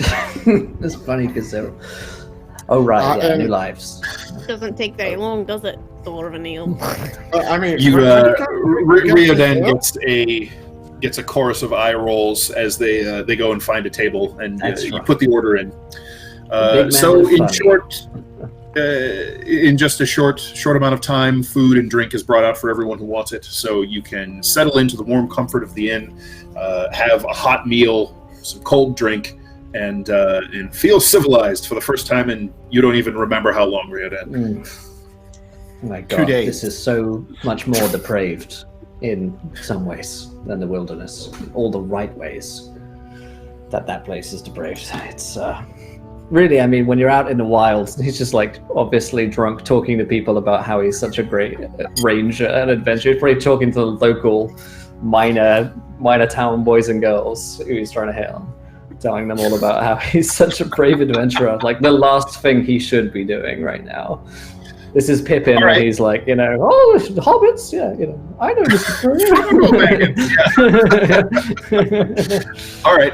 Why don't you make me a charisma check, and you could make that a persuasion if you like. Yeah, let's do that. It's +7. A bit more like it. There's a 24. Oh, Jesus. All right. So you collect a rapt audience of locals listening to your stories and asking questions, and they are just drinking up your words as much as they are the beer. In fact, so the rest of your drink for the night is taken care of by your groupies, and actually your first night's stay is covered as well. Wow. I come over at one point, guys, I'm so popular here. We should have been here this whole time. Everyone thinks I'm great. They finally recognize me for what a cool guy. I look just like super fucking drunk. The loser guy who's come back to college when he's like 25. You know what I mean? Like, it's a big hit, guys. If your plate armor had a collar, it'd be popped right now. The call is definitely popped. Oh, God. All right. So Riodan has himself a wonderful evening. Your choice if you decide that your room is covered because someone invites you to theirs, or if someone just goes ahead and buys you a stay. You all have a delightful night's rest. You sleep in beds. Tilly and Landis, you guys you've been here. You're old hat here. Where The rest of- the Kaja's group Mhm. are they how many rooms are available? There's enough to accommodate all of you. They'll have to group up, but Okay. I help them, assist them, and like I would talk with them throughout the night, eat with them, and like drink water and stuff like that. sure, okay. Okay. And feed No Puff problem. Puff. Oh, of course. Right. You all have a lovely night's rest and can regroup in the morning and figure out how you want to proceed from here. So, Cloak, I know you were talking about wanting to train people. That's going to take a while. Are you guys planning on spending some time just kind of laying low in Obersteinau before moving on, or what's your plan there? Well, okay. Logically, no, because we're only 2 days away from Sobek. Right. So it's not wise. But either A, we buy a bigger boat, which I don't know if that exists here, and so like sell the boat that we have, or like trade it in and then pay the difference. I bet I know someone with a big boat now. Who? Have you made a friend that has a big boat? A lot of people said that they had boats last night. It became a competition to impress me. I think we were talking about boats. Are you sure that isn't some sort of minor bedroom? Now that I think about it, it almost certainly wasn't boats that we were talking about, but it nonetheless seemed important at the time. I'm really, really hungover, guys, to be honest. Oh, how I've missed this. Hey, I did basically nothing for 2 whole days there in the woods, where you were teaching people showing them your daggers as if they would suddenly be as good as we were. And no, I thought they were rubbish, to be honest. I didn't want to say it at the time, but it was. They're like right there. Pathetic. Oh, guys, I mean, it was very good. I mean, it was. I mean, I was just impressed that you tried, and sometimes even if you try and fail, it's still a little disappointing, but in a good way. Yeah. Some breakfast, maybe. Boats, though, yes, still a boat. Well, Yeah. okay. I'm sorry. Is this the next morning? I missed it. Oh yeah. Yeah. Okay. So probably at this time, Landis like opens the door to the place. Like he's just coming back in, like not from his room, but from outside, and he's whistling and he's happy and he's bouncing a little bit in steps, and you can see he's got a little bag with him, and he went out and found a store that he could buy a few gears at and some oil, and now he's very happy. Excellent. Good morning, everybody. How'd you sleep? Tilly's gonna smell him. I You smell like grease. didn't really sleep. Right, I Landis. know. It's good, right? I love that smell of fresh grease. Ugh, You lost that one squeak you had. Pretty proud of you. I mean, it didn't take much thank you work. very much. I work very hard to keep myself in tip-top shape. I appreciate you noticing. Landis, What, you're quite loud. I'm just sensitive right now. Oh, I'm sorry. You drank too Yeah, much, didn't you? A lot of bolts to deal Good. with all night. A lot of bolts. It's a lot. It's really, really good. What is Edwin? Just feel awful now. He should be with you. Is he? Edwin, you around? Yes. Oh, hey, buddy. He's here somewhere. A rib bone drops out of the rafters and plops off of Tilly's head. Oh, he's up there. She saves the bone for beer. Nice. So,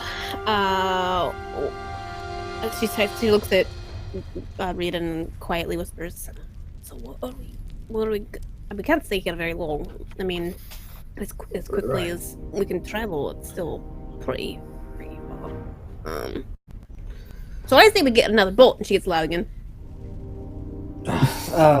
I'd like the other boat thing as well. Honestly, I'm not sure I could do Boats? that many more times. Do we? Like, No, boat. We don't have to Maybe take a boat. I'm maybe sure there's we'll another find- way. No, we'll find one with a inside, or you can lay down on the bed, and under the mast, so you don't have to Right. look at the water. those ones are good. That makes you not seasick. Okay. What about, as an alternative, we don't take a boat and we get something else instead? Like a cart. like a land boat. Oh, A right, land yes. boat, yeah, Right. exactly. Like a land boat. They make those, Yeah. right? Carts. I'll even pull it. Yeah. I'm very strong. You want to pull a cart with us in it? I don't Right. want to, but if I just can And if it we? means not maybe going just in a boat, Tilly Maybe just nudges no boats. Rita, and she's I volunteering. like Landis's Bear plan, is enough. honestly. Well, technically, we Sounds can good. Hand roll. take both vehicles if we wanted to. You could cart us to the boat, maybe, Landis. I mean, just sort of hand pull us. That's very classy. Very classy. Maybe you take the boat and I'll walk next to the boat on the shore. But you'd have to be walking really fast and over water. I will get a land boat cart. I think I think How you'd actually about have to we be just- swimming. We but can no. just sit out and go by land. Honestly, the nagging and the complaining and the groaning and the grunting and the upsetness and the awful that just over a day of the travel with you is enough. So we can go by Wow. land. But I just want to build a boat. Wow. So the plan is to- Is it, That was Thanks, Tilly. honest, Tilly. what, is it, Very honest. Landis like puts his head down and he goes, "Fine, we could take a boat. Jeez." Wow, I mean, I Like, felt a little isn't bit it- bad there for him. It was weird. is that boat not special to you? Or? I mean, it's very large, and I did buy it to come down here. No, we can sell it if you'd like. I mean, get a little pocket change. It's only one of and Tilly's last buy a remaining bigger boat. possessions on We Earth. we could go another town Sell it. upwards, buy a larger boat, and then take the river even further north. Like, she's just like So- travel plans now. All the taverns with all the ale is Why like. don't we head down to the docks and see if there's anyone selling or buying? So it's Yeah. become, So your plan is to try and buy a larger vessel. Yeah, or In the weasel. long it's Yeah, run. become- preferably one with an indoor cabin and stabilized. Well, it's now- become, The boat you have, the keel boat, has a cabin. Just not enough to accommodate It's everybody. really cramped with bear. Bigger Very- cabin. where is? I'm talking where yacht. is Bear? I love Bear's that been word. in the corner the That whole is time. the Where is sexiest Bear? word there is. I have a yacht. Everyone loves Yes. it. It's so See, cool. Bear is Dan stable. and Landis are on the I'll same be page. a bit extra. Don't worry about So bear. much better than a boat. That it Shit. won't. Yeah. Well, Where are let's you see. leaving Bear while you're in the tavern? Just, I Sit guess on a rope. stable On the with a boat. very, very precariously and nervous stable master. Okay. Don't worry, he sleeps a lot. We'll be fine. All right. Was the bear on our wanted So- posters? Just don't give him honey. Was not. The bear was Okay, not good. on your wanted No, poster. no mention of bear. Okay, good. No mention of bear. Might be a Tried to dead bear bear. into the room, but the inn owner here isn't the same as the dancing bear back in Zobek. Not a big fan of the bears in the tavern. I learned. It's just letting you know. Yeah. Very odd, Bear goes everywhere. Kettle of docks? So you can head down to the docks. Now, I don't know how much money you all have kicking around between you, but if you're looking to upgrade to something like a sailing ship, that is going to require a fair amount of investment of some sort. How much is that? The general cost for such a thing is about 10,000 gold pieces.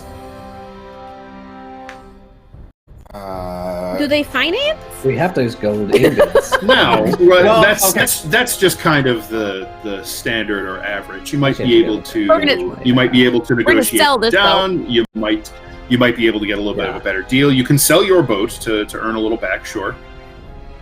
How much is Tilly's yeah. boat worth? You can probably sell it for if you drive a decent deal, 1,500. Okay, so that takes us down to like 8,500. I gotta go. I don't know how much money Glaz had on him. I don't either. Why not? Wow. I imagine Glass was like quite the philanthropist and like donated all of his money to like local charities and stuff. He was so giving all the time. He probably spent quite a bit in his research and studies, but like I mean, he probably still had that share from the split of the gold that you found in the coffin. So that was like 2K a pop. yeah, thereabouts. Yeah, and then the 7,000 we got from. Landis is pretty flush right now. Just saying. We have platinum. Thanks, as well. Dan. We have some platinum. I know. Oh, someone's making a jingling noise. What's that over there? Oh, Landis. I always make jingling noises. That's just nothing. Oh, That's your whole thing. I thought you greased and buffed that out.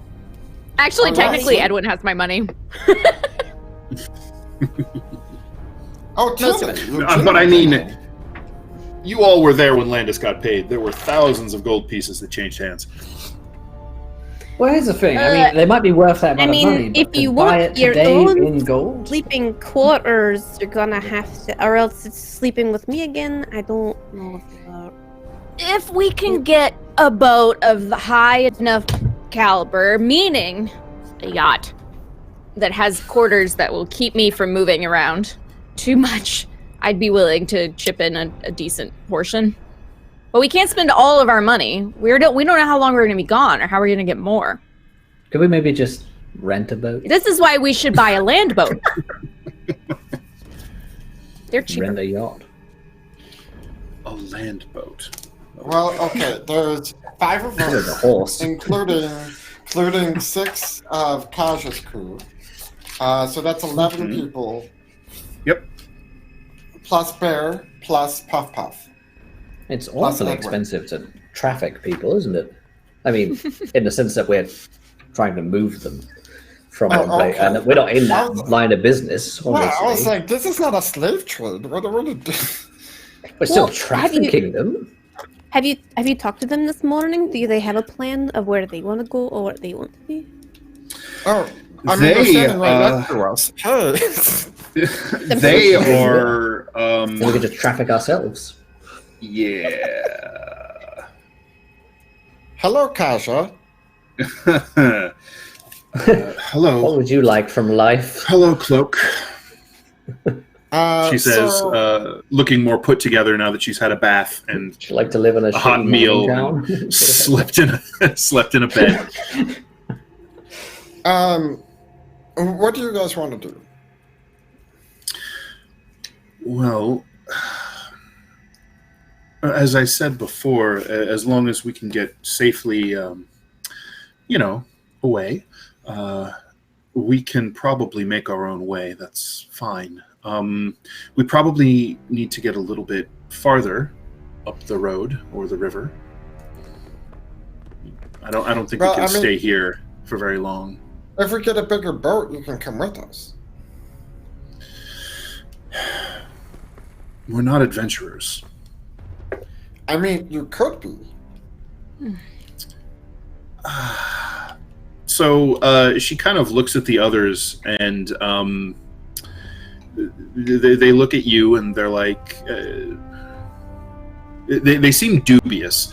But Kaja says, "Well, I suppose if you needed crew for the boat, there are ways we could make ourselves useful in exchange for pay." Now I think we definitely are doing sex trafficking. if that happens, right? That's Are we making a definitely fuck boat? probably a crime. Her brows kind of pinch together, and she says, "We can worry about your little flights of fancy later. For now, maybe we'll just try and figure out how we're going to survive."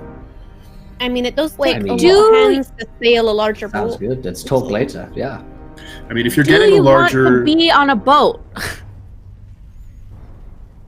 she just kind of shrugs and says, "At this point, I'm happy to go somewhere where I'm not going to be hanged." Would you be willing to carry a land boat? I have no idea what that is or what that means. It's a boat that washed up on shore, and she wants you Then to pull no. it. Absolutely No, not. like one of those cart thingies that people carry. Oh, that's what you've been talking about this whole time? like a rickshaw? I thought you were talking about actual boat. That you're like, I'm so strong, I can pull boats on land. Look at me, land boat. I don't know what those things are called. The ones where there's 4 people and then you carry a couple people inside. Oh, So- Things like so that are we usually need, called like- a rickshaw. A rickshaw. We need like Do you want to 8 carry a of those. rickshaw? No, not particularly. Dang it. Look, I think boats on the table as a good option, but as for All right. paying for it, I mean, if you want a co-ownership of the boat, then I think that would be fair. I don't. So if we were able to sell the boat, they would get some profits, right? They're putting in hard manual labor. now hear me out. Seriously, fuck boat, right? So the brothel will be a traveling brothel. Oh, I'll be willing to teach you guys how my to just talk to them to sail a boat fucking if God. you're willing to pull your weight on it.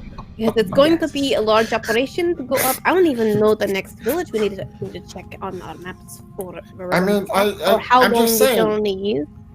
I've never thought of that before, but now it's the only thing I can think about, and it's my favorite thing I've ever heard.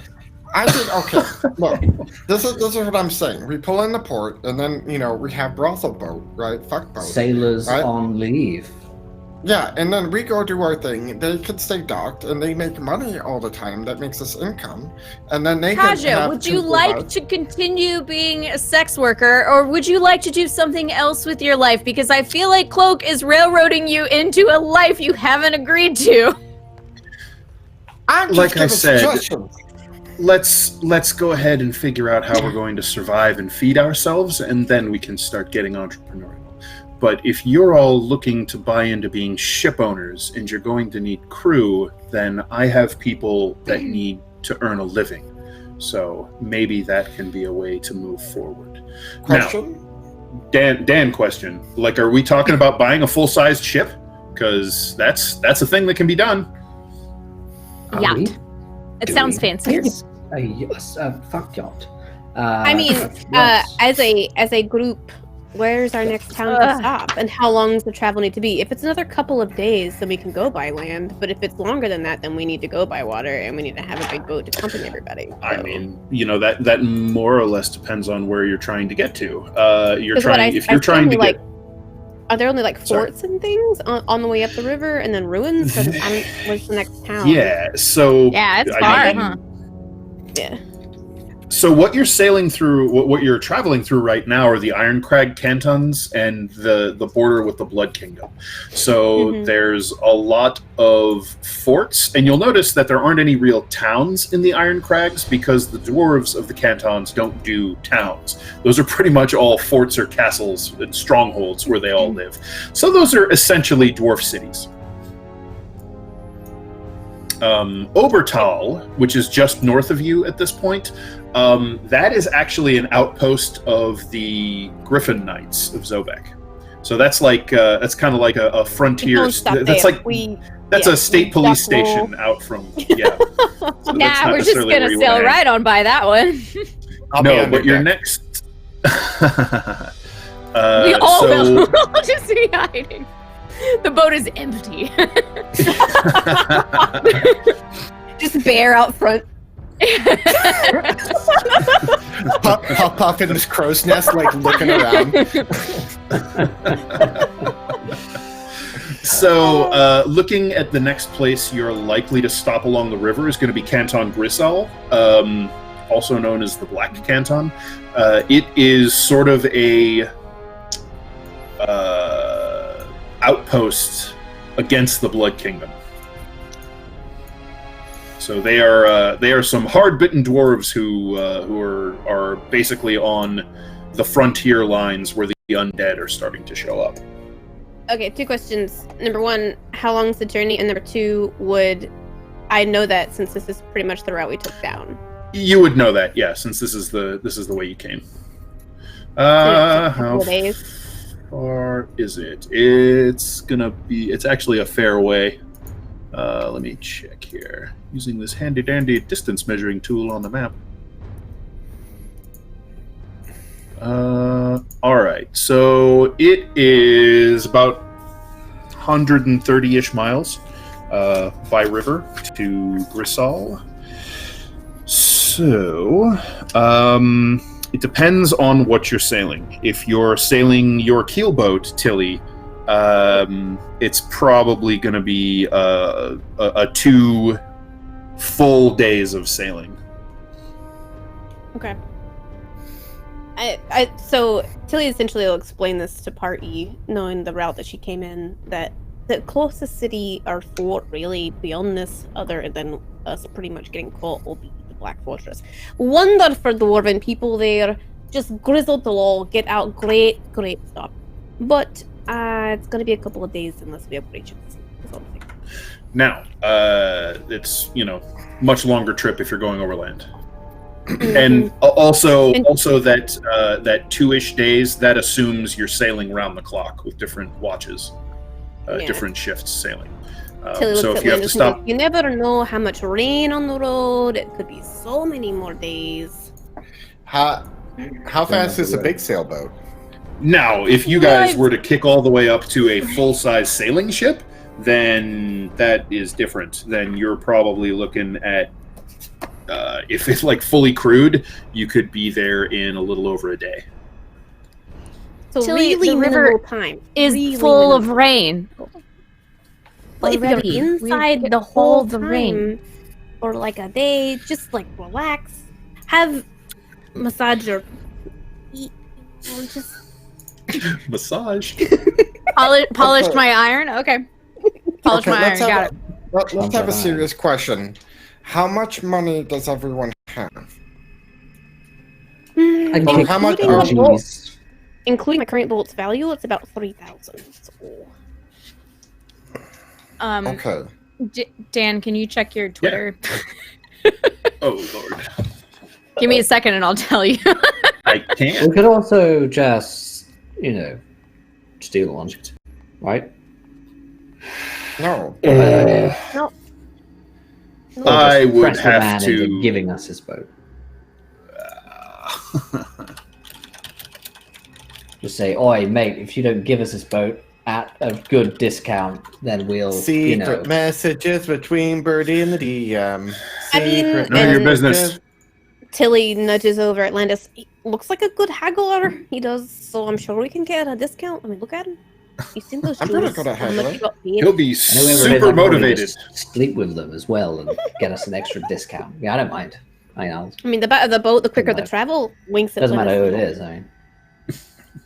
I mean, I would prefer not to deal with rain. At least with a boat, we could go inside. that's why. You promise I don't have to be on deck Catches at all? The rain. As long I can as be we have under all the of boat. these people, and she gestures at the large party of maybe former sex workers, probably current sex workers. Maybe if all of these people decide that they want to help us run the crew, you probably don't have to pull any shifts on the crew. You can just stay under. Well, I think we should pay Okay. them. It depends on how much money we have left over, or of what we can make out of it. I only got Okay, so you have 3,000. eat. That's it. on their belly. Well, we'll worry about that. But, so I'll throw in 1,000.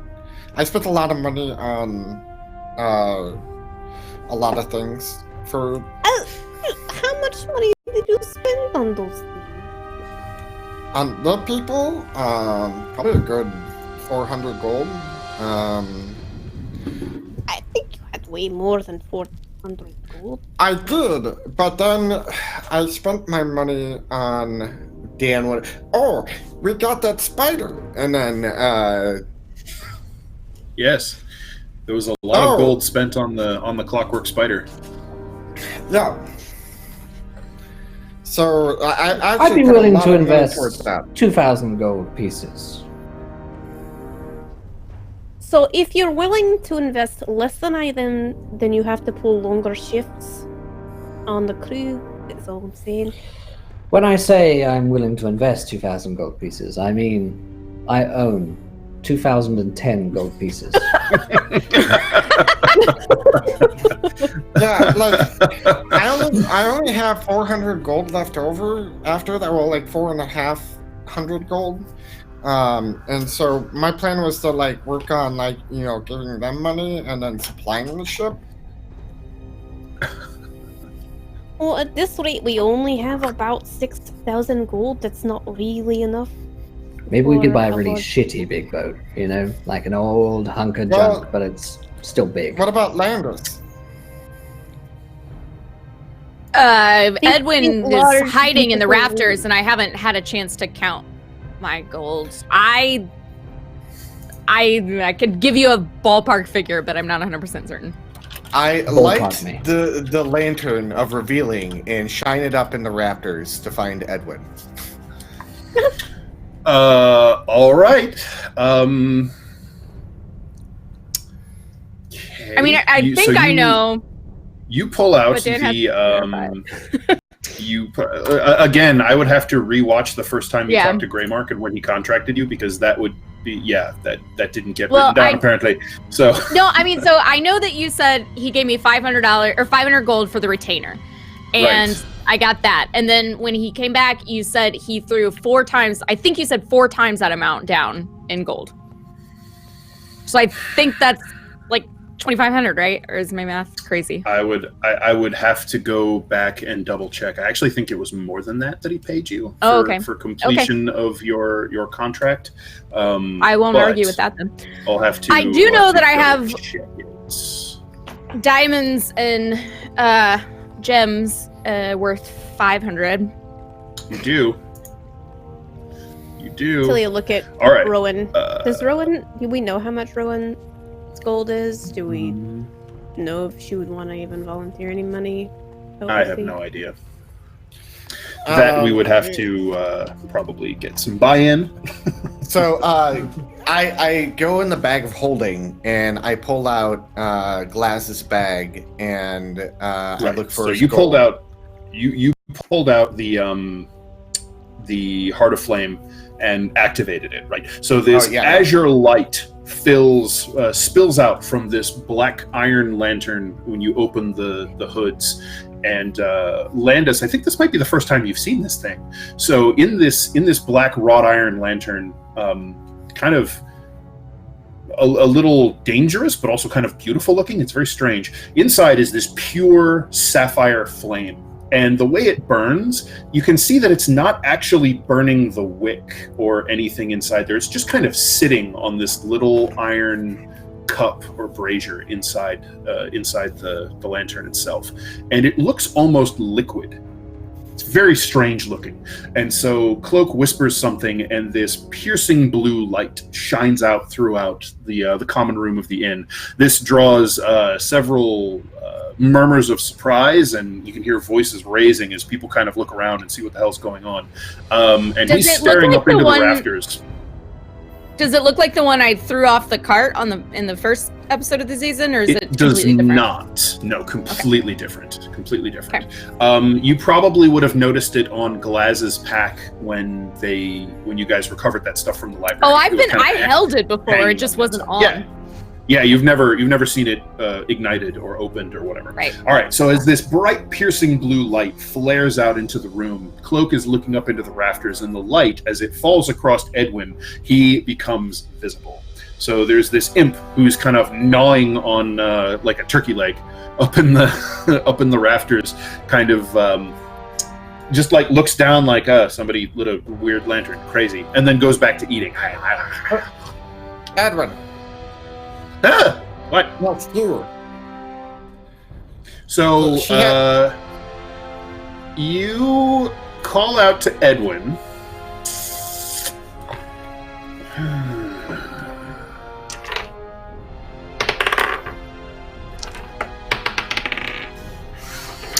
He drops the turkey leg, which bops some bar goer on the head, and draws a curse. And he starts like looking around to see what in the hell just hit him. And he starts looking around like somebody threw a turkey leg at him. I dismissed Edwin. Okay, so Edwin is like shrinking back into the rafters as the bar all sort of follow Cloak's talking and his gaze, and then hear Edwin's voice. They all start looking up, and as they do, there's a popping sound, popping and a suck, and Edwin is gone. Damn it, Cloak, you can't do that. He's not welcome here. What are you talking about? He's an fucking imp. lied. No, they're all over the place. No, they're not. Yeah. Do you think you could get him to form shift again into some sort of like... Yeah, I Another would have done that if foe? I'd have had time. I didn't know Cloak was gonna shine a light on him that made him completely visible to everybody here. Oh, hey, this is the heart of flame. This is what it does. Not to mention, I think you nearly killed Raiden with your light. Look at him. That is obnoxious. Please turn it off. Come on.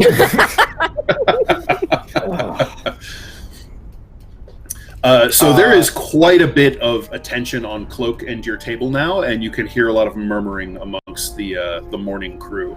Although at this point, you can see several of the miners are begrudgingly starting to get up and drag themselves out for their shift. Would I know a few of them after singing and dancing and drinking? Oh, sure, and stuff? yeah. He's Yeah, like totally. wishing well for their workday. Good luck with you. But don't break a leg. Don't really don't break a leg. Have a good day, everybody. Trying to shoo them out. Okay, so Don't you try can to kind of win run with some them. you run some interference on a good chunk of the miners because they've gotten to know you, they've drunk with you for a couple of nights running now, so you're basically family, and that is enough to pull at least some of the attention off of Cloak and the magic lantern he's waving around. Just like Cloak, Cloak, turn put it that down. off. I don't. You're okay, making a fine. scene. I'm making a scene. I wasn't the one having a boat off last night. Oh my god. I mean, if someone really paranoid, that wasn't a great idea because you might worry about that now. You know, people probably recognized us. So, are you able to know where he is? Like, look in his eyes. Look the Oh, yeah, is he his okay? eyes, like you mentioned before. Landis? I put him in my pocket, essentially. I can bring it back later, but I'm not doing it until that thing is gone. I've already put it out. Okay, I put it out. She like I'm eyeballs not Landis for pockets. Like, I'm not doing it in here. There's probably pockets Not. in the cloak. It's a pocket of sorts. I didn't notice you were wearing metal pants. I guess. I'll explain it later. Thank you, Cloak, for bringing my attention to the rafters that need great work. Steve, remember we were talking about that last night? You know, you probably don't look, but you don't. Yeah, it's a real Edwin up there. The rain just come.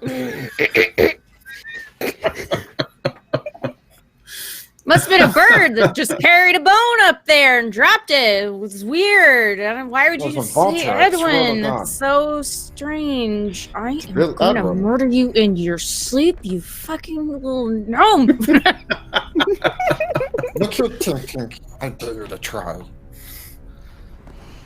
So, your pocket needs to let us know how much money you potentially have for Yeah. boat kitchen. What was the Cool. ballpark? I never got my ballpark. I want the ballpark. I think my ballpark is 3,000 plus. Maybe All right, less well- than 5,000?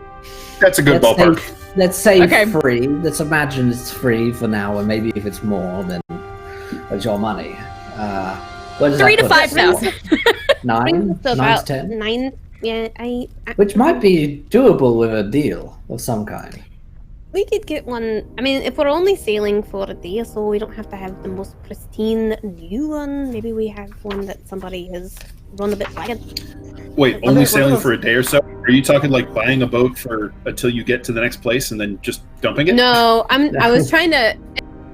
Essentially, if we're only making a short travel for now, and the idea is we could hire these sex workers to help fix the boat while we're sailing. You know what I'm saying? If we got a boat on cheap. Right. Oh, you're saying buying a fixer-upper. Well, I mean, that's possible if you want to try and get yourself a cheaper ride. That's a thing that can be done. Same size, So- not as much fine details, you know. You don't have to have So brass. there's a hold on. And Cloak takes out like a piece of paper and like some ink, and says, and he's writing a message, and he folds it up and puts it in Glass's bag, and he takes out Glass's gold and counts out 1,000, and puts it in another pouch and gives it to Tilly with his 1,000. So that's 2,000 from Glass and Cloak.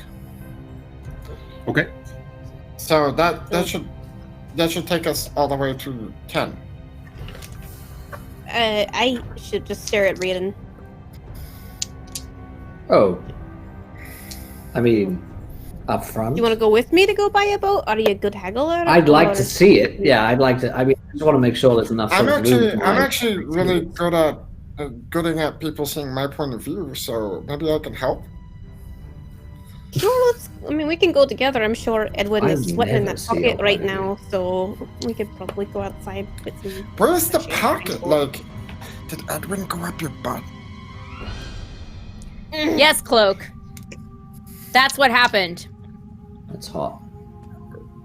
Landis walks out. He's so he's done with this bar.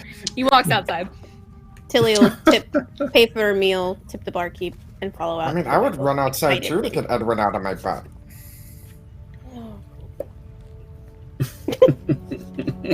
Okay. All right. So you head outside to cool off a little bit. That's fine. I think if Raiden, Head off. if you want to Yeah. come with us, let's go. We can try to put forth our efforts to buy a boat. We have about 10,000 gold now. What was on the note you put in his bag, by the way? I owe you Look. 1,000 gold. Did you sign it your name? Yeah.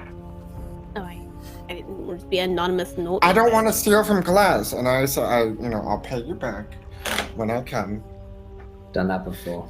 Doesn't feel good, but in the I end, mean, it's the I right reckon- thing. I reckon when we get to the next city, maybe we take up some adventuring work and try to find some good paying. Maybe. Maybe. I mean, No, that's some. Some vampires that left their gold in a casket that's set to explode. something easy. Yeah, something easy like yeah. that. There's just easy gold. It's basically free. Let's do one of those. We should do more of those ones. Yeah. I mean, On the way, I'd like Oh. to stop and grab Bear. I think it could be a good dominating presence in haggling. You know what I mean? I agree. Along the You're crew, gonna yeah. you're gonna bring the fucking bear bear. to leverage the serious about negotiations. I love it. Basically as good as a lawyer in this case. I mean, just Bear one good lawyer. like snarl. It's great. Okay. So Tilly has been, sorry, not Tilly. Paula has been remarkably quiet during a lot of this, and she's been a she's little here. subdued. Oh yeah, she's here. I forgot. No offense, Um, Paula. Sorry, Paula. No, it's fine. She's just been sort of sitting back, and you guys were doing your thing, and that's okay. So she, at this point, kind of comes over to you, Tilly, and says, "So it sounds like you're getting ready to head north, then." I mean, are you sure you don't want to come along? I mean, it'll be fun. It's nice and cold. We've got snow. There's plenty of venturing to do. There's snow. Kind of rambling. Go ahead and roll a d20 for me. Okay.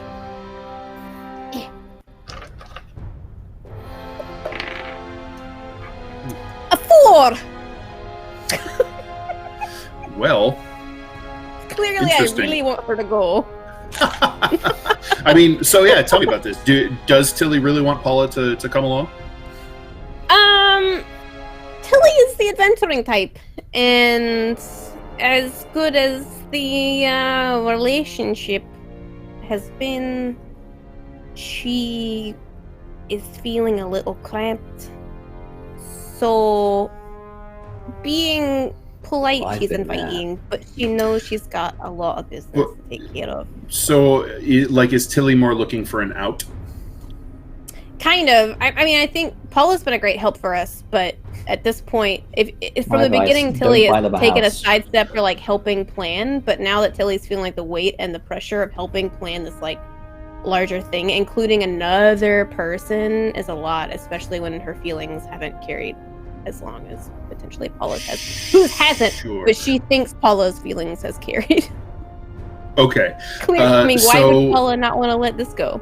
That's all I'm saying. So Paula smiles and says, I have a lot in Zobek that I've worked hard and my family have worked generations to build. I don't think I'm ready to just leave all that behind.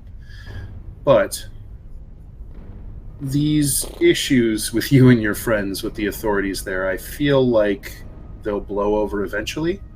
And when they do, you'll know where to find me.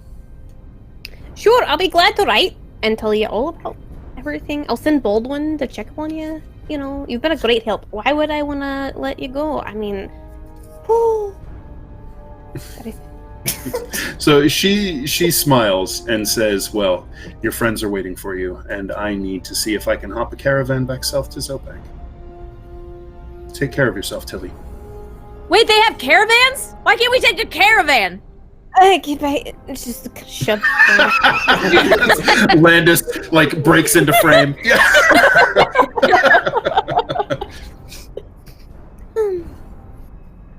And she'll leave.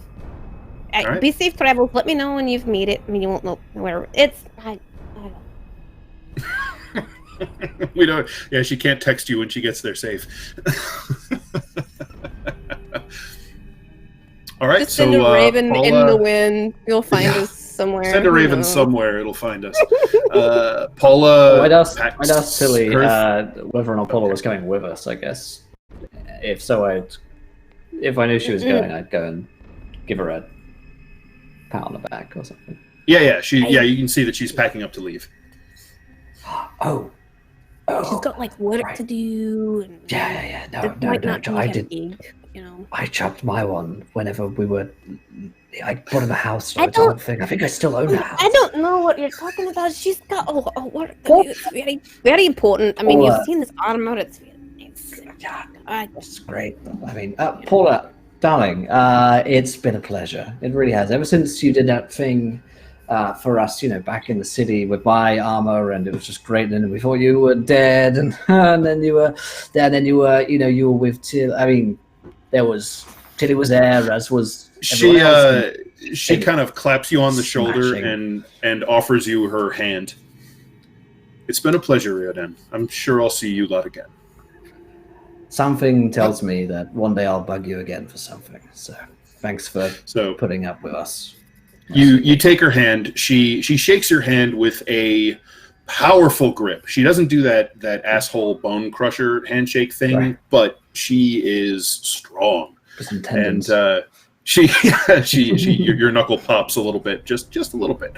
She smiles and says, "Don't get my armor destroyed, or I'll come looking for you." And at that point, like, Cloak and Puff would walk up, and Puff's armor is on, and he's like, thank you for all that you've done. I mean, forging my sword and helping with the armor, and then, and Puff, you protected Puff quite a few times, and so I hope to see you again, because you never know what will happen out there, It's a dangerous life you people have chosen to live, so try not to die. And I just pat her shoulder because I don't want to shake her hand. Really being a bundle of emotions now. It's like, I gotta go. Oh, okay. All right. So if that's just how Tilly takes her leave, then she offers Landis a little bit of a more curt goodbye. Still polite, but you guys don't have the history that the rest of these chuckleheads have. He'll say, listen, I don't know you that well, but you seem like a stand-up kind of gal, and I'd really appreciate it if maybe every once in a while you'd stop by my shop and see if it's still there. Just sure, maybe I'll keep an eye on things. Let Tilly know in a letter occasionally. She'll write you. She's a little obsessed. It's fine. It'll be good. All right. Thank you. Appreciate it. You're welcome. Good people. Travel safe. Are you feeling better? I'm talking to Landis. Yeah, I figured. Landis is ignoring Cloak. Yeah, Paula turns and gathers her things and takes her leave. And heads out into the morning sunshine. I start knocking on your butt. I'd run. I just polished that. Stop touching me. I'm fine. Look. I don't have a claw. It's just my hand. Guys, Tilly's going through something here. We need to be good friends right now. I gotta find a boat. Let's go get a boat, Tilly. Let's fix all of your problems by buying something really expensive, a big old yacht, and everything will be better. Trust me, I've done this plenty of times. Not with a yacht. So who's taking the lead on this little endeavor as you head down to the river docks looking for a ship? I feel like being Tilly. Oh, I mean, I know that Tilly knows that Cloak is a good convincer. I wouldn't say haggler, but somebody who's been pretty good at convincing our party members to do certain things. So I think on the way, Tilly would try to make a plan with Cloak. Like, okay, so what? Riordan and Cloak are both decent talkers. I got charisma 18. Let's go. I sold things for a living. I was going to say Landis as well, but Landis seems less motivated. Yeah, he's just annoyed that no one's asked him. Like, I sell things literally for a living, but it's fine. You guys do your thing with your little friends. Cool. I'll get my own boat if everybody would be fine with that. I'm going to get my own land boat. No, we'll get one for you. He said there's a caravan. It's fine, I'll get one for you. I didn't. You're a ship crew too. You 2 boats, 2 crews. I knew you were a good non-people. I have to go. Keeps walking. Tilly has managed to fit both feet in her mouth and just rolls out. So essentially, I think I would like Tilly to try to work together with Cloak. If Cloak works around, so you're gonna kind of tag team, and Tilly knows ships, so you'll be able to find maybe the particular sort of one you're looking for, and depending on what that is, we'll see how well that goes. Because are you looking for something that's more broken down and cheaper? Are you looking for something that's not going to require a lot in the way of risk or maintenance, but will cost the full amount, that sort of thing? I mean, considering the fact that we're going to need to buy rations and supplies for all of us and be able to have some survival cash once we get there and even further travel, then something that is not max price range would be great. So probably not brand spanking new, but something that we can still work with. So something maybe a little... Yeah, all right. Okay, so you head down to the river, and so while the town isn't particularly prosperous on its own, it's very well off. There is a lucrative copper mine here, but it's clear that most of the profits float on down the river towards Zobek. But it does mean that the river traffic here is pretty robust. There are all manner of barges and craft that are stopping here to load up on ore pulled from the mines and then bring it off to be refined and sold down in the city and near the foundries. So there are quite a number of various craft available. There are small keelboats, much like the one you have. There are sort of larger, heavier duty versions of that, but not quite into the full sailing ship range. There are river boats and barges, and then there are full 3-masted sailing ships. And that's kind of what you guys had your eye on, I think, is what you were talking about. So there is a fair bit going on down there. You're looking for something a little older, maybe something you can negotiate on a little bit because of the condition it's in, but hopefully not going to founder the first time the weather gets rough, yeah? Sure. So why don't you make me a wisdom or intelligence check, your choice, with your proficiency bonus, because you're proficient with watercraft. Water Okay. vehicles. Let's see.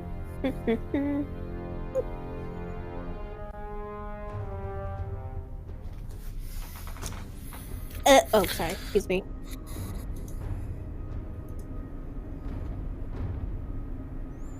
I didn't put this in there. I have nice. 22.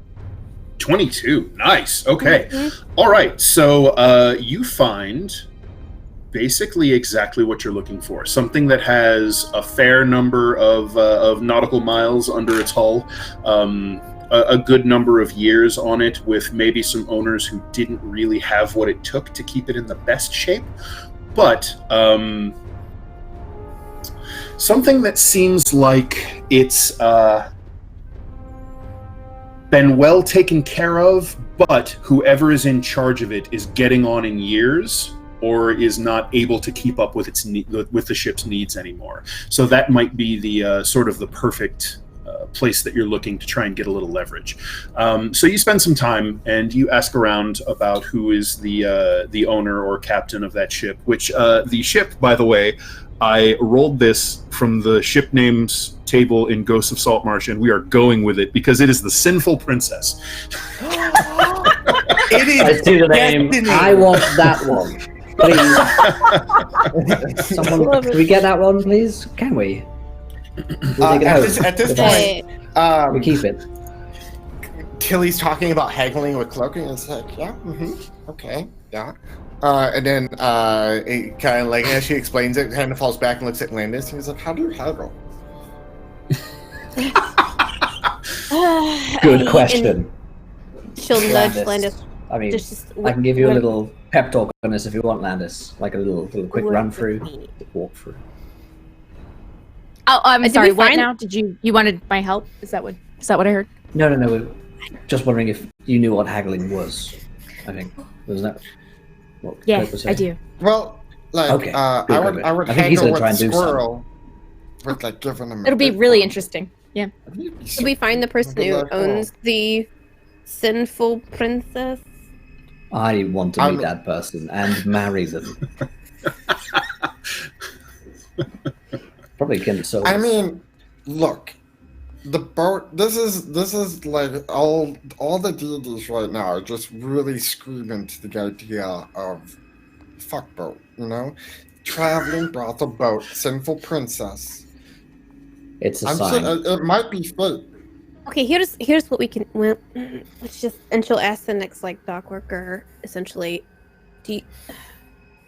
This boat. Do you know the owner? Hoping nobody shouts the name out loud from behind her, please. Hoping nobody shouts the name out. What do you think? Oh, yeah. So the dock worker is kind of between cargo unloads at the moment, so just sort of idling. It's a sort of grubby-looking human, tar-smeared clothes, kind of sweat-sheened already from working hard, and he's leaning up against one of the posts on the docks, and like it looks like he's rolling a smoke as you come up and kind of get his attention. He's like, "Oh, yeah, captain of the Sinful Princess. Sure, you're looking for Captain Kelleth, and you can probably find him if he's not aboard. He should be over there near the dockmasters." Did you say Captain Zealous? Kelleth. Oh, Kelleth. All right. So I guess we'll get closer to see if there's any potential crew. Is there anybody unloading, loading? Anybody not dock worker outside, but? So it looks like it's tied up, and it looks like it has offloaded or is waiting to onload. It looks like it's standing empty currently, judging by nothing but how low it's riding in the water, or rather how high it's riding in the water. It doesn't look like it's carrying a great deal of cargo at the moment. So. Alright, well, we can try to go aboard and see if he's on board if you'd like his. So, Yeah, you spend a little time asking around. You spend a little time asking around, and you're able to learn from the crew of the the Sinful Princess that Captain Kelleth is indeed in the dock workers handling the last of the paperwork from their consignment that they brought. Okay. Are you all ready? Ready to own Absolutely. and clearly you are. She'll approach. Excuse me, sir. All right, so you head into the Dockmasters, and there are several people sort of milling around. And you are able to pinpoint an elf-marked gentleman with sort of steel gray hair pulled back into a ponytail, his just delicately pointed ears, the slight cast to his features that hints of this fey heritage that doesn't appear in human stock. He is wearing clothes that basically mark him as a sailor. He's got this sort of rolling gait when he walks that makes it very clear that he's much more accustomed to life on the deck rather than on stable dry land. And he is folding up a leather, almost like a large leather wallet with various parchments and papers that look like they've just had signatures and seals affixed to them. And he is folding that up and tucking it away into his vest and gathering up a purse and tucks that into the other pocket. And he turns away from the counter where he was concluding his business and makes his way toward the door. And he sort of looks at you with these rich honey brown eyes and offers you just the faintest little quirk of a smile and nod as he's making his way toward the door. Just kind of a polite strangers making eye contact thing.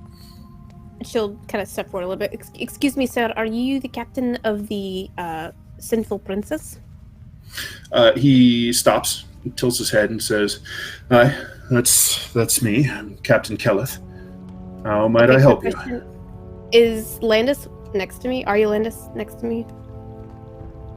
I'm probably not standing directly next to you, but I'm in earshot.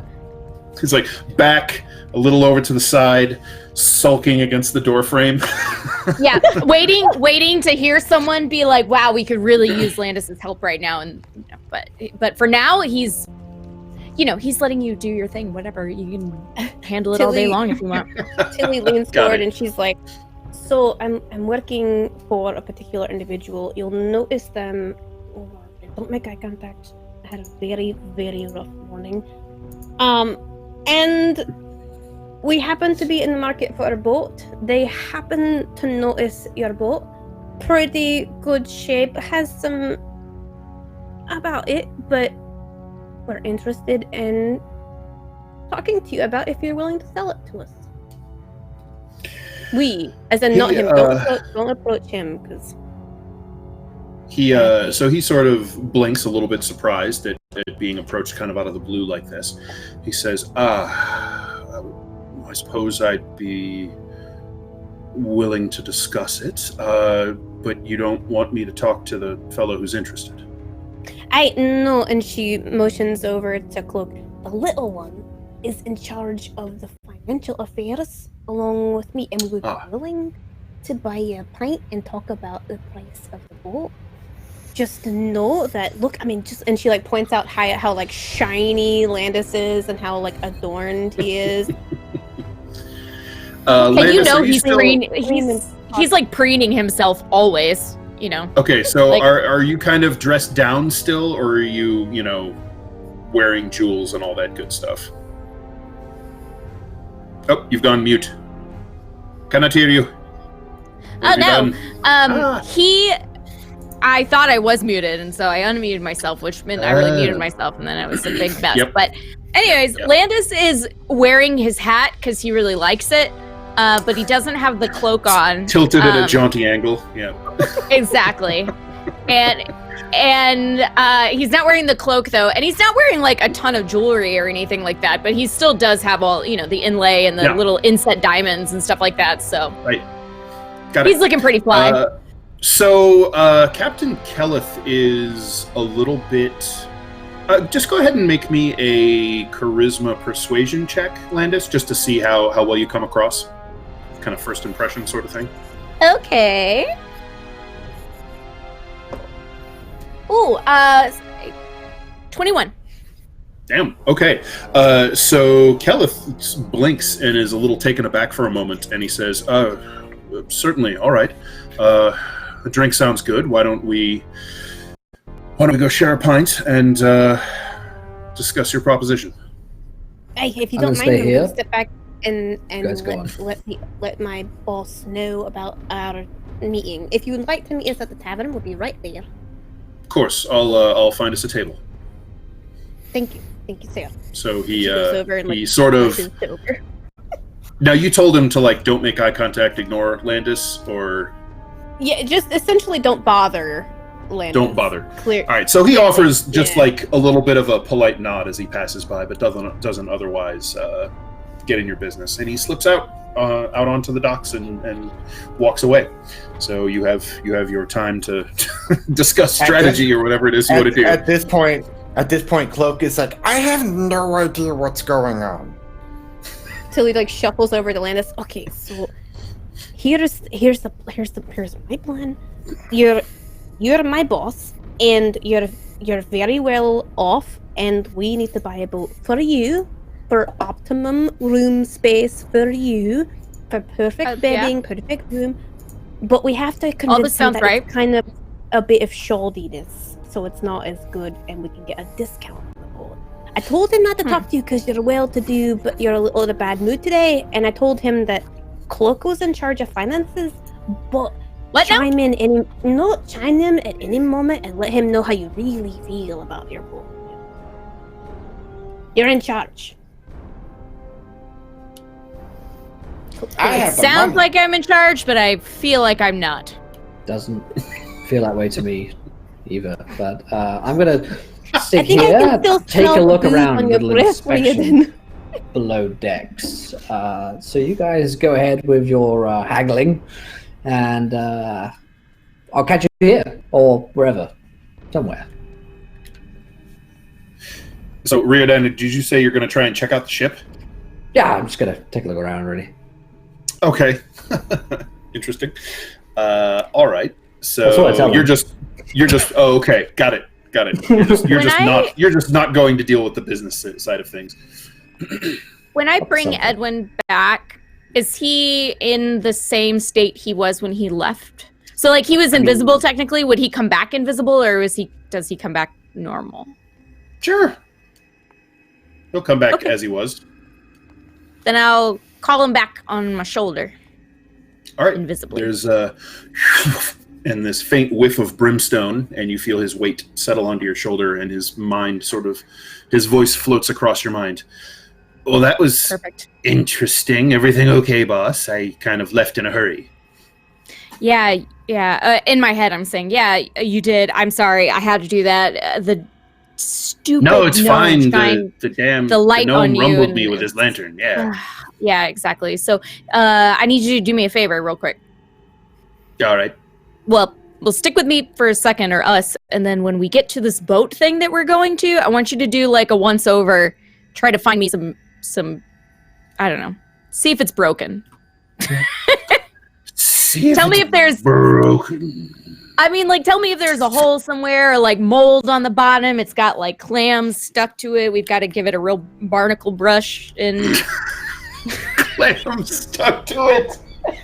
That's my favorite. All right.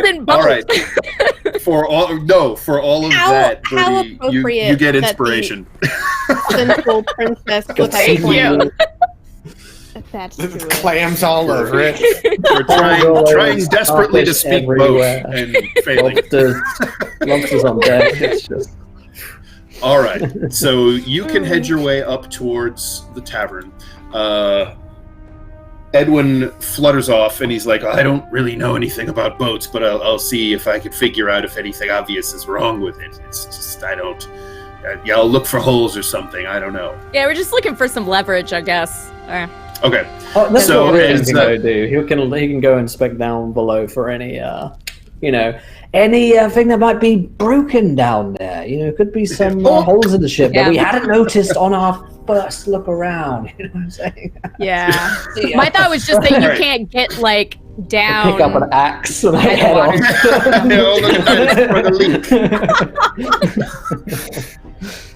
We're not buying this shit boat, it's sunk. Standard inspection, I'm afraid.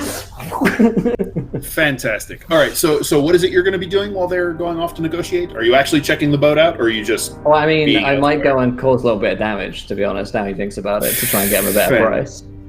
Absolutely fraud. Okay. Criminal damage plus fraud, the one-mode combo. All right, so it has, crew on it. Yeah. So, taking an axe to the hull would probably be no. Yeah, it's the middle of the day. Well, I think he's got this. He's an idiot. Remember, he's an idiot. He thinks in his head, "I know what I'll do. I'll sabotage the ship." And he gets down there and sees it, and he's like, "How do you damage the ship anyway?" How does one? Wait a minute. Got it. So he's having math. I might end up just asking one of the crew, is there damage? Try and get them talking to see if there is some damage, maybe. Yeah. All right, make me a charisma persuasion check to see how well you can pump information out of these guys. Okay. Spread some money around. It's 14 on dice and 21. 21, okay. All right, so working the crew for a little bit, you do manage to pick up little bits about here and there on the ship where wear and tear have started to build up, and they haven't really been able to keep ahead of the maintenance. Partially because it's just become a little too much for the captain, the owner of the ship, to keep up with, and maybe he's starting to get a bit older, and just his heart isn't as much in it anymore, and he's starting to slow down. And so that is starting to pile up in various places on the ship. There's some parts of the rigging that probably need to be replaced, that sort of thing. Does he have the dream retirement? Does he have a dream retirement? He's going to go and get a restaurant or run a pub, or he's going to, he's off to live with his family. So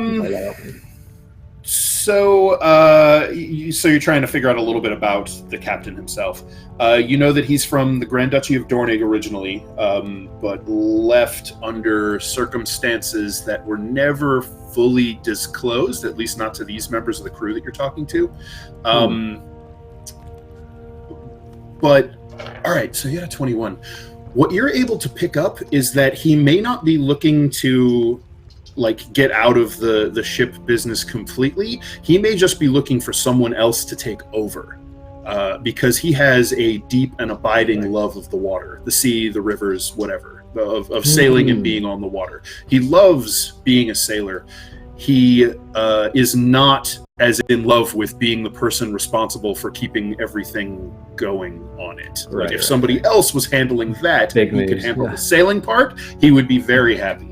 Just get the fuck yacht, and I got it. So you suspect that if you could spin it that you and your friends were going to buy, ownership of the Sinful Princess, maybe keep him on as one of the senior officers who could help, deal with the crew. Right. They all know him, that sort of thing. That might make him still much more amenable.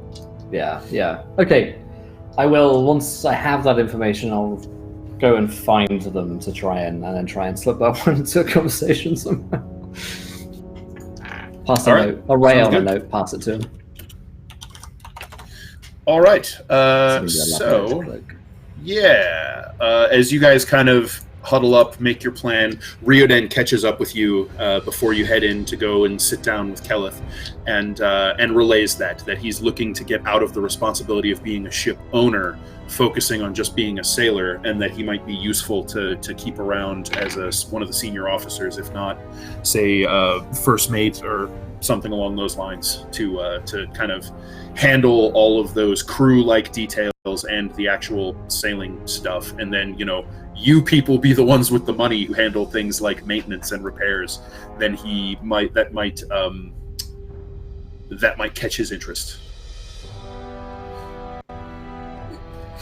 So he's looking for an investor, an owner of both. He's looking for someone else to be responsible for the money and the maintenance and all of that of the ship, and he can just be a sailor. Yeah. we'll just hire him on, say that we'll keep him around. He's really important. Maybe he's like quartermaster or the first hand. I mean, as long as he's willing to actually put in some work on the ship. I mean, he's done. Just gonna I don't sit know how old around he is, all but he fancy. looks old. So I think he's in it. He loves the sea and all that. He's misty-eyed about, the ocean and stuff like that. Well, he'll have to Freedom put forth- metaphors. She's like frustrated that he wants a free ride. Have to pay his way in. He's got to pay for. Well, I mean, we'd probably be Buy paying it from him and then him. just give him Yeah, a tour yeah. around the sea. No. No, I mean, it's kind of his retirement plan, I think. no. No. So- Like, he's looking at working and being a member of the crew. Yeah, no. Oh, Rio did not get that at all. It's like, no. Like, Oh, now He that was you're like telling me imagining that, his I'm like, own you know what? retirement. Got it. You're right, Tilly. I think he's this freeloader. We'd be giving him 10k or a bit less, maybe, and paying him to work for us. That's almost reasonable.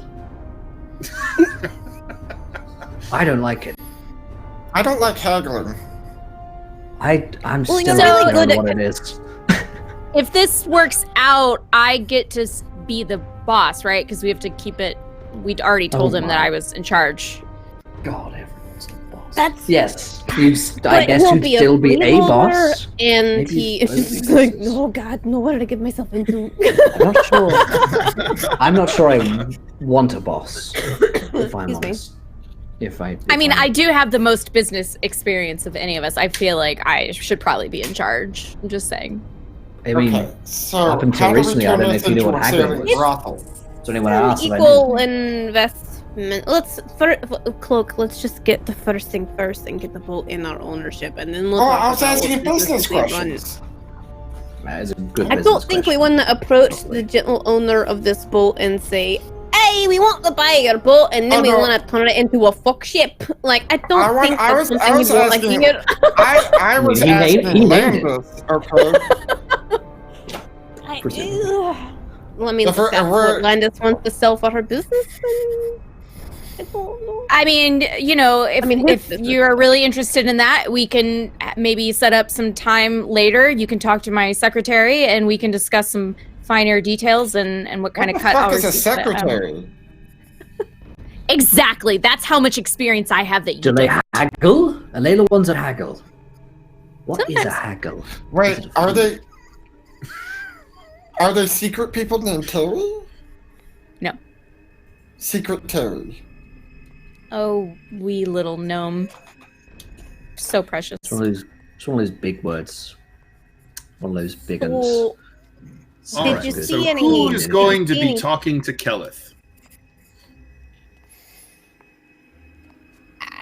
I'm the Not boss, real so I'm, jumper. I I'm feel like obviously we've all too important. disqualified ourselves, to be the honest. idea except is for- that we try to haggle with him, and if he, or we try to push a price with him, and then if he fights back, then you chime in with your disappointment, how much Yes, money I can do that. have, etc.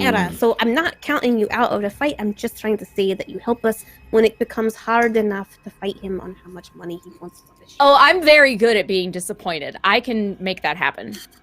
Clearly, but I sense just that about you. want to make sure you're involved Thank in you. the end, I appreciate towards that. the end, to make sure. But we also do it. now, because I was the part of the first part. I was like the most important part of the first part. So we're good. Let's go. Tilly just turns to go to the tavern. This is good. All right. You guys head Am I into the the master inn. of coin? I'm the Yes, master you're of the master coin, of Ruben. coin. Look, Cloak. That means you master of lie coin. about how much money you have, which clearly you have a good rapport of. So. And you own other Okay. people's homes. Yes. All right. So you head into the tavern and you see Keleth. He's kind of in the back corner. He's got a table off to the side. Looks like plenty of chairs to accommodate all of you should you head over there. And he has several drinks already poured and waiting at the table, and just sort of looks up and gives you the little bit of a nod as you file in. I'll go ahead and My try to good, buy a round for my good everybody seated. lady. Is this the fine gentleman you were telling me about? our potential business partner. Yes, sir. He's the So owner he, of uh, the Central Princess. It's a pleasure to meet you, sir. He stands up and shakes your hand and smiles and says, "Likewise, Captain Kelleth. I'm captain and owner of the Sinful Princess. Why don't we sit and have a drink if you are of a mind?" And well, discuss... I mean, you can have a drink. I'm happy to buy it for you. She'll go get it. Already done. First round's on me. Maybe if we come to an accord, you can get the celebration round. Fantastic. So My he kind of gestures. good woman to all here of you tells to me you've got quite a ship on your hands. Well, yeah, she's seen us through quite a bit, and I understand you're in the market to become a ship owner. It might be. The price is right. So I don't suppose you've been in the business before, have you? I've been in businesses. Yes. Not necessarily water-based businesses, but businesses. I see. Land boats, Right. mostly. So are you familiar with owning and operating a ship yourself? Yeah. So You'll have to pardon me, but my boss is very busy with his business. So I'm the individual who has been over previous ships owned by my boss. I see. So we do have knowledge about ships, just don't, uncomfortable. We don't talk about it. I see. Yeah. Not a problem. Honestly, Well, we signed a contract. We are sworn to secrecy. I can't talk about a lot of the finer details. Sorry if we seem cagey. Interesting. Secret service. All right. Well, so he basically kind of opens the negotiations with what is more or less what you expected, with kind of the expected price for a ship of that size, and maybe not that level of repair or wear, but as you can see, you saw her for yourself. She's a fine river and seaworthy vessel. She's worth every copper of 10,000 gold pieces. Yeah. You have I feel like lean over to Yeah. and whisper. It's got a little bit of wear and tear. There's definitely a little bit of age Yeah. to it. It needs some bit of work. And she'll that's look at Rhea and be like, Some bit of work. I took a look at the thing, and I have to say, I was a little disappointed. You see, Yeah. it hadn't been able to see all of the necessary repairs as it might have done in a better it'll be run hard to business, know perhaps. everything without seeing all of the interior either. I mean, I'll tell you this much. It's certainly not a hunk of junk, but it is a hot, steaming pile of trash, and we are not paying that much money for it. See, I Was what I would say if I were not a generous man.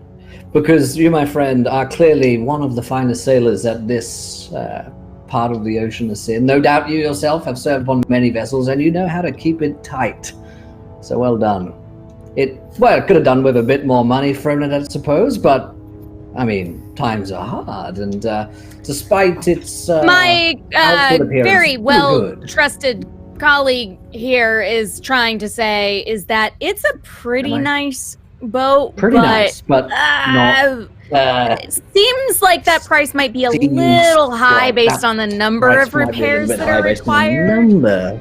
Yes, exactly. Was what I All was trying to So say. I get the gist of what is happening here. Riadan, you have leveraged the information that you got out of his crew. So who would like to make the charisma persuasion check with advantage? Either Landis or Riadan. I mean Tilly, but I don't think Tilly wants to be the one heading this up. So really, Landis or Riadan were the ones leaning in on it. So either of you. I'm scared.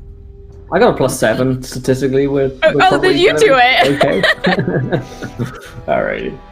All right, so you do it so is with advantage, Riadan, with Landis's Sweet. setup and backup. 23. 23? Holy crap. Yeah. All right. So it looks like your assessments that you got from the crew was spot on, and you caught him right at the tail end of a voyage. He was just about to have to figure out how he's going to turn around his next leg and figure out what the next cargo was going to be, what their next destination was going to, and all of that was starting to pile up on him, and you hit him at just the perfect moment when he's ready to not be handling all of that himself anymore.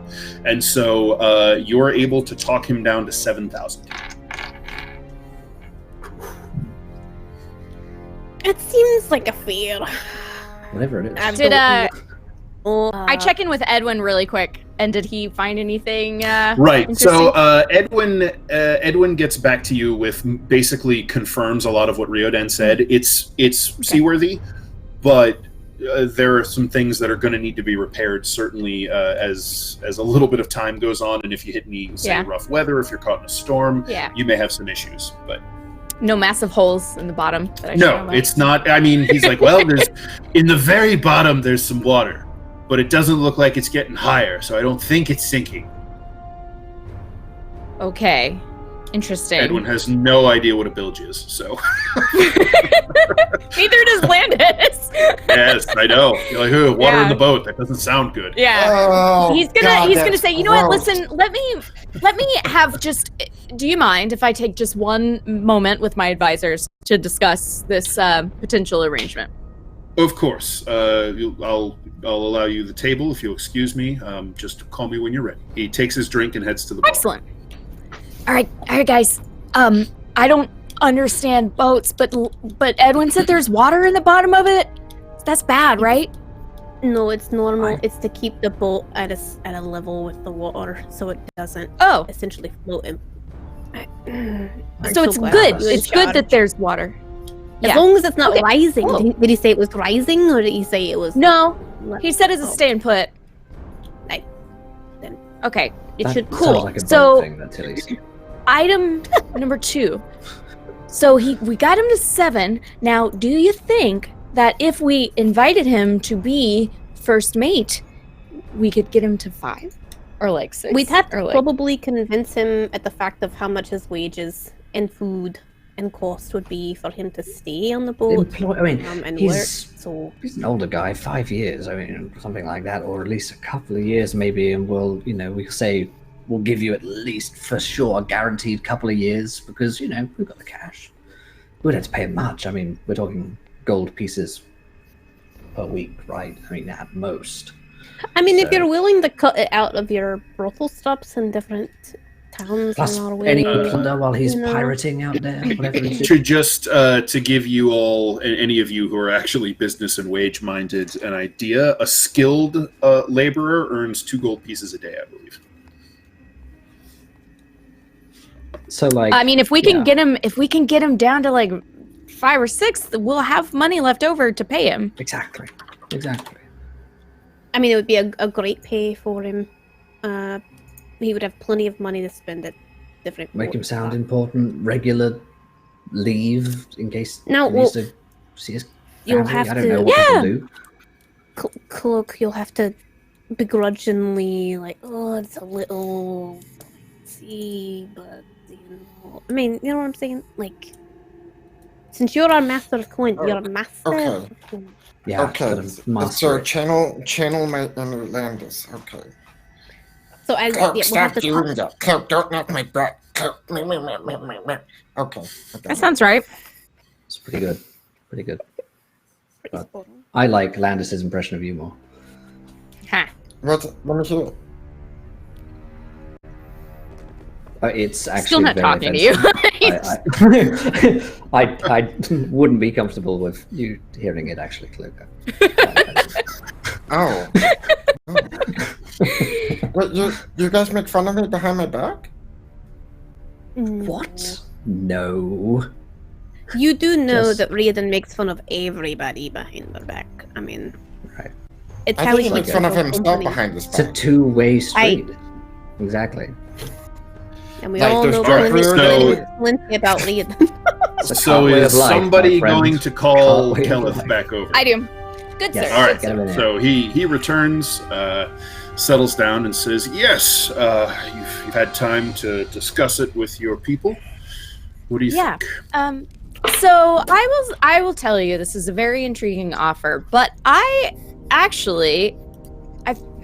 very impressed with you. I'm very impressed with your knowledge of boats. You've done a great job with this one thus far. I have a bit of a proposition for you. He What do you say? His eyebrows perk up a little bit. He seems surprised, but you have his interest. So, what do you say? I mean, I trust my advisors here with everything I have, but we could always use another hopeful, boatly knowledgeable person on board. And Wait, boss, what would you say? That's almost exactly Boss. what I was thinking. Shut up, clown. I haven't even done anything yet. What would you say if I offered you, on top of buying the boat, a position on the boat as perhaps, if you were interested, first mate, and give you One of my favorite positions. Is what I'm gonna say. You would be the captain. Oh, hey, yeah. Amazing. And All I'd right. even be willing to pay you for your services, perhaps a gold a day or maybe 2 gold. And if we could strike that deal, I'd be willing to give you a solid 5,000 gold for that ship of yours. 5 big ones. That pretty good is deal. that is a generous offer, and I have to admit, I'm a generous man at heart. I wouldn't mind staying aboard the Princess. It would certainly make the transition easier for you and your any of your crew that Absolutely. you were going to bring on for any of the Yeah. crew that were going to remain. I'm sure you know her like the back of your hand. 5 though is that's a bridge too far. Well, that's 5 on 6. top of your salary as well as room and board. 6,000. Master of coin. I mean, you are the master of all of Are we this. able to spare? I don't know. With the Wow. repairs that we have to make, honestly. You think when we get to I don't know. Maybe okay. Blah blah blah blah blah blah blah. That's literally what he's doing in your ear because he has no idea what's going on. He's like, blah, blah, blah, blah, blah, blah. Okay, all right. I listen. mouthing It's just words. there's with the amount of repairs and the fact that we will be providing room and board for you as well. What if could we meet in the middle at 5,500 gold? We can guarantee you a year of work at least. I think 6,000 is as low as we could possibly go on this. That's already come down quite a bit for the admittedly somewhat deteriorated state of a few of the components. And since you were willing to take me on as first mate and bring me onto the payroll, I'm willing to go down to 6,000. Can I not roll against him for this? Is he You guys have really gotten dead 40% off. You're good. set? All right. No, Okay. You know, this is with the I don't know leverage that, that man. you've got. With the leverage that you've got, you've pushed him probably about as far as you could go. Okay. If you wanted Good to to get it farther, you'd have to turn to something like you'd have to up the ante pretty significantly somehow, or use magic, that sort of thing. Oh, I do have an identifier thing. Tilly will lean over to Landis. Just make sure he picks the best crew out of it. We did see some pretty lazy ones laying around, just not doing the work on the docks. Are we bringing their crew? I thought we had our own full of sex workers. That was part of the plan, because he's going to be on the ship to help bridge the crew captain them to us. Remember? Wait, the second? so do we have to pay them too? That's Yes, the you have wages to pay were your a part crew. of it. Yeah. Okay, Wait, so how much money is that? Wait. Okay, this is what we do. We fire 6 of them and take on the How 6 many worst. were there? So, a ship of this caliber really wants about minimum of 30 crew. Oh, this is a big boat. That's if you want to be able to sail. He literally listed Okay. barges beneath our boat. Yeah. You said you wanted to do a full sailing ship. This is how it goes. There's like and mass. that is a full complement of crew, which means you're able to run 3 different watches, and the ship can sail round the clock. Does it include a chef for everyone? Oh, that's everybody. That's a quartermaster. That's Oh, Okay. fuck. I didn't think their ship was this big. God damn. You Yeah, guys said I full, remember- like 30-masted sailing ship. What do you think I we're just doing wanted here? a yacht. I love how you guys were all like, great, and I'm like, big ship. In game, none of us realize what she has gotten us into. Okay. So when you say full sailing ship, 30 people, are you talking like a galleon? No, a galleon is bigger. No, that's like, yeah, it's fucking huge. Yeah, how big of a Hundreds ship? of Are we people. talking about a brigantine? Cloak just wants to show off his boat knowledge. Oh. Yeah. I'm sorry. All right. If we were playing Sea of Thieves, which ship would be on? That's what I want to know. The middle one, right? So it would be the middle one? More like the top one, but yeah, Oh, I thought that was a galleon. it is. But you know, Oh, okay. video But Sea of game- Thieves is video lying game- a little Video bit. games in real life. Sea of Thieves is lying Video a little bit. games. Yeah. Turns out, all right, everyone who's listening, in real life, you cannot crew a galleon with 4 people. So Everything I learned about boats is I learned in Sea of Thieves, honestly. It's Unless built it's a tiny in little that fishing one. boat. yeah, galleons are enormous. Okay. All right. Well, okay. So I'll look at him and I'll say, you know what?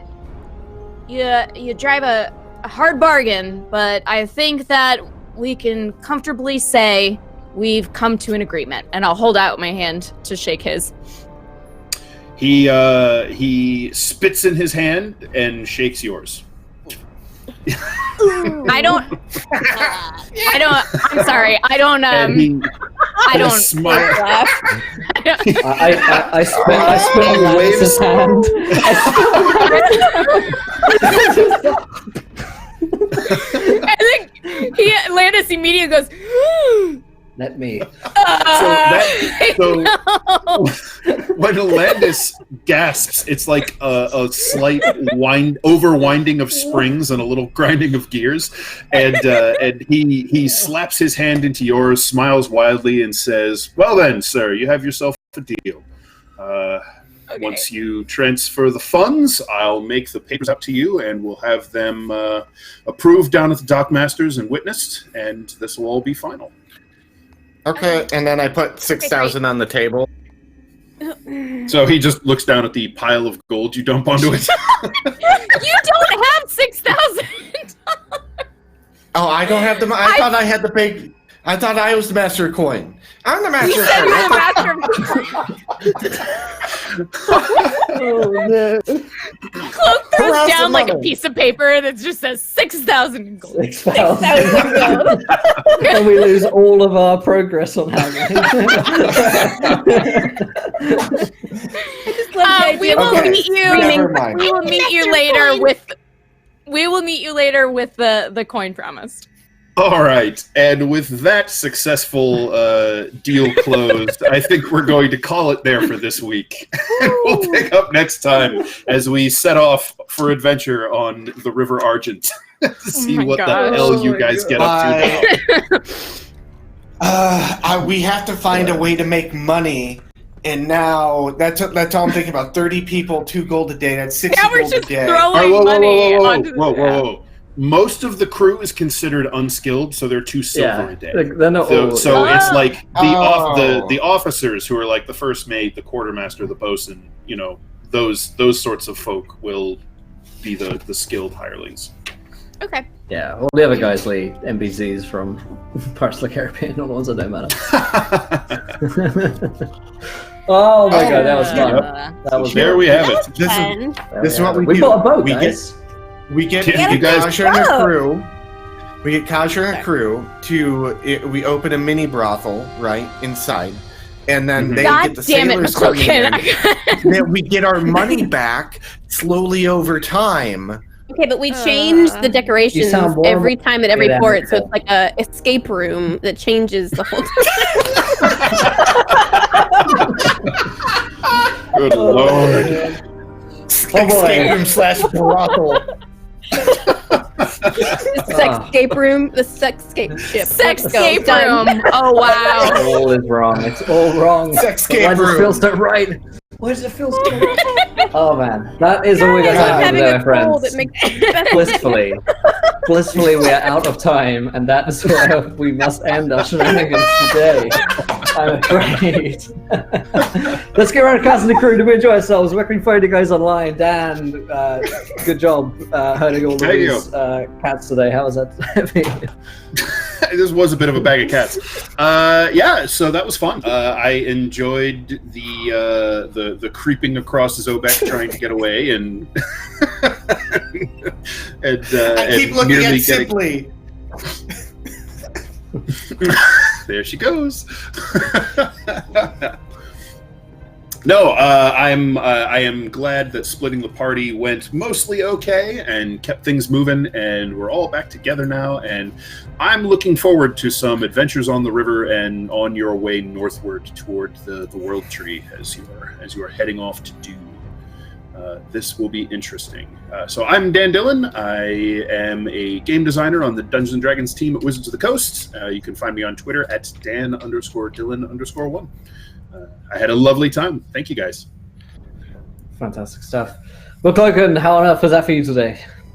Hi, I'm McLogan. You might recognize me as from, hey, I'm on a fuck boat, and how to haggle 101.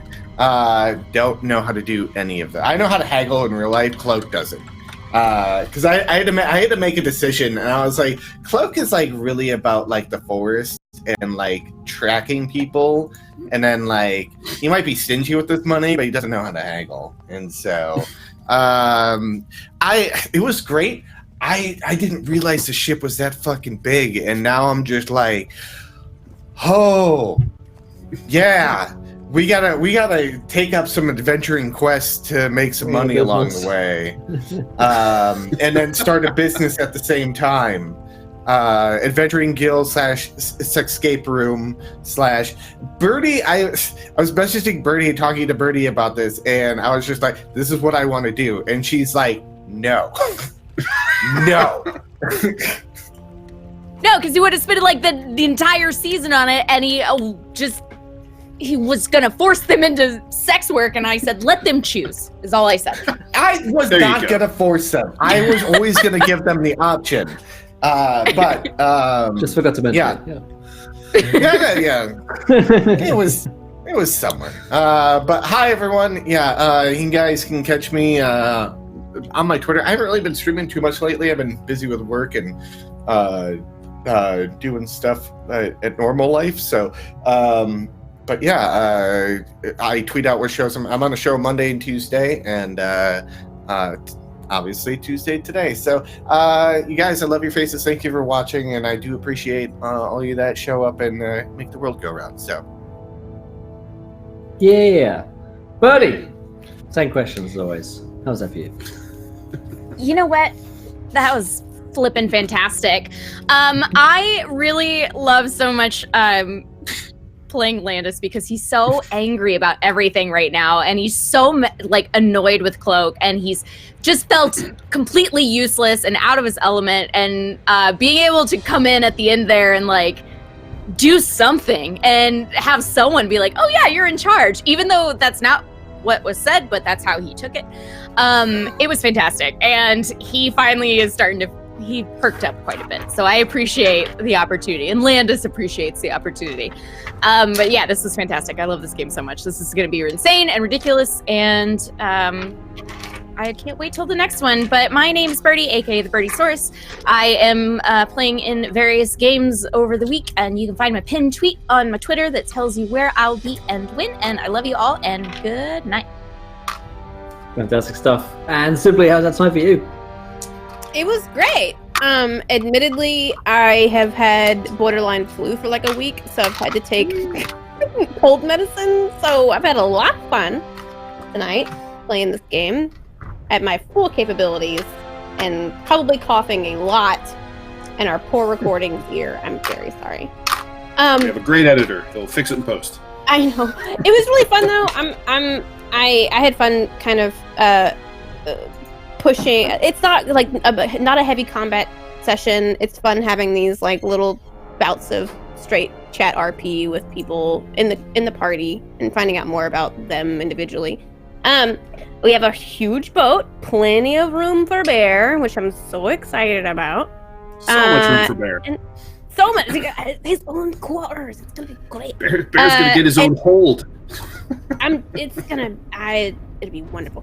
You guys can find me at Twitter with simply JXN, no underscore. I don't really stream on Twitch anymore. This is about it for Twitch for me. But I actually just posted a sketch or a video of a sketch of Birdie's other character.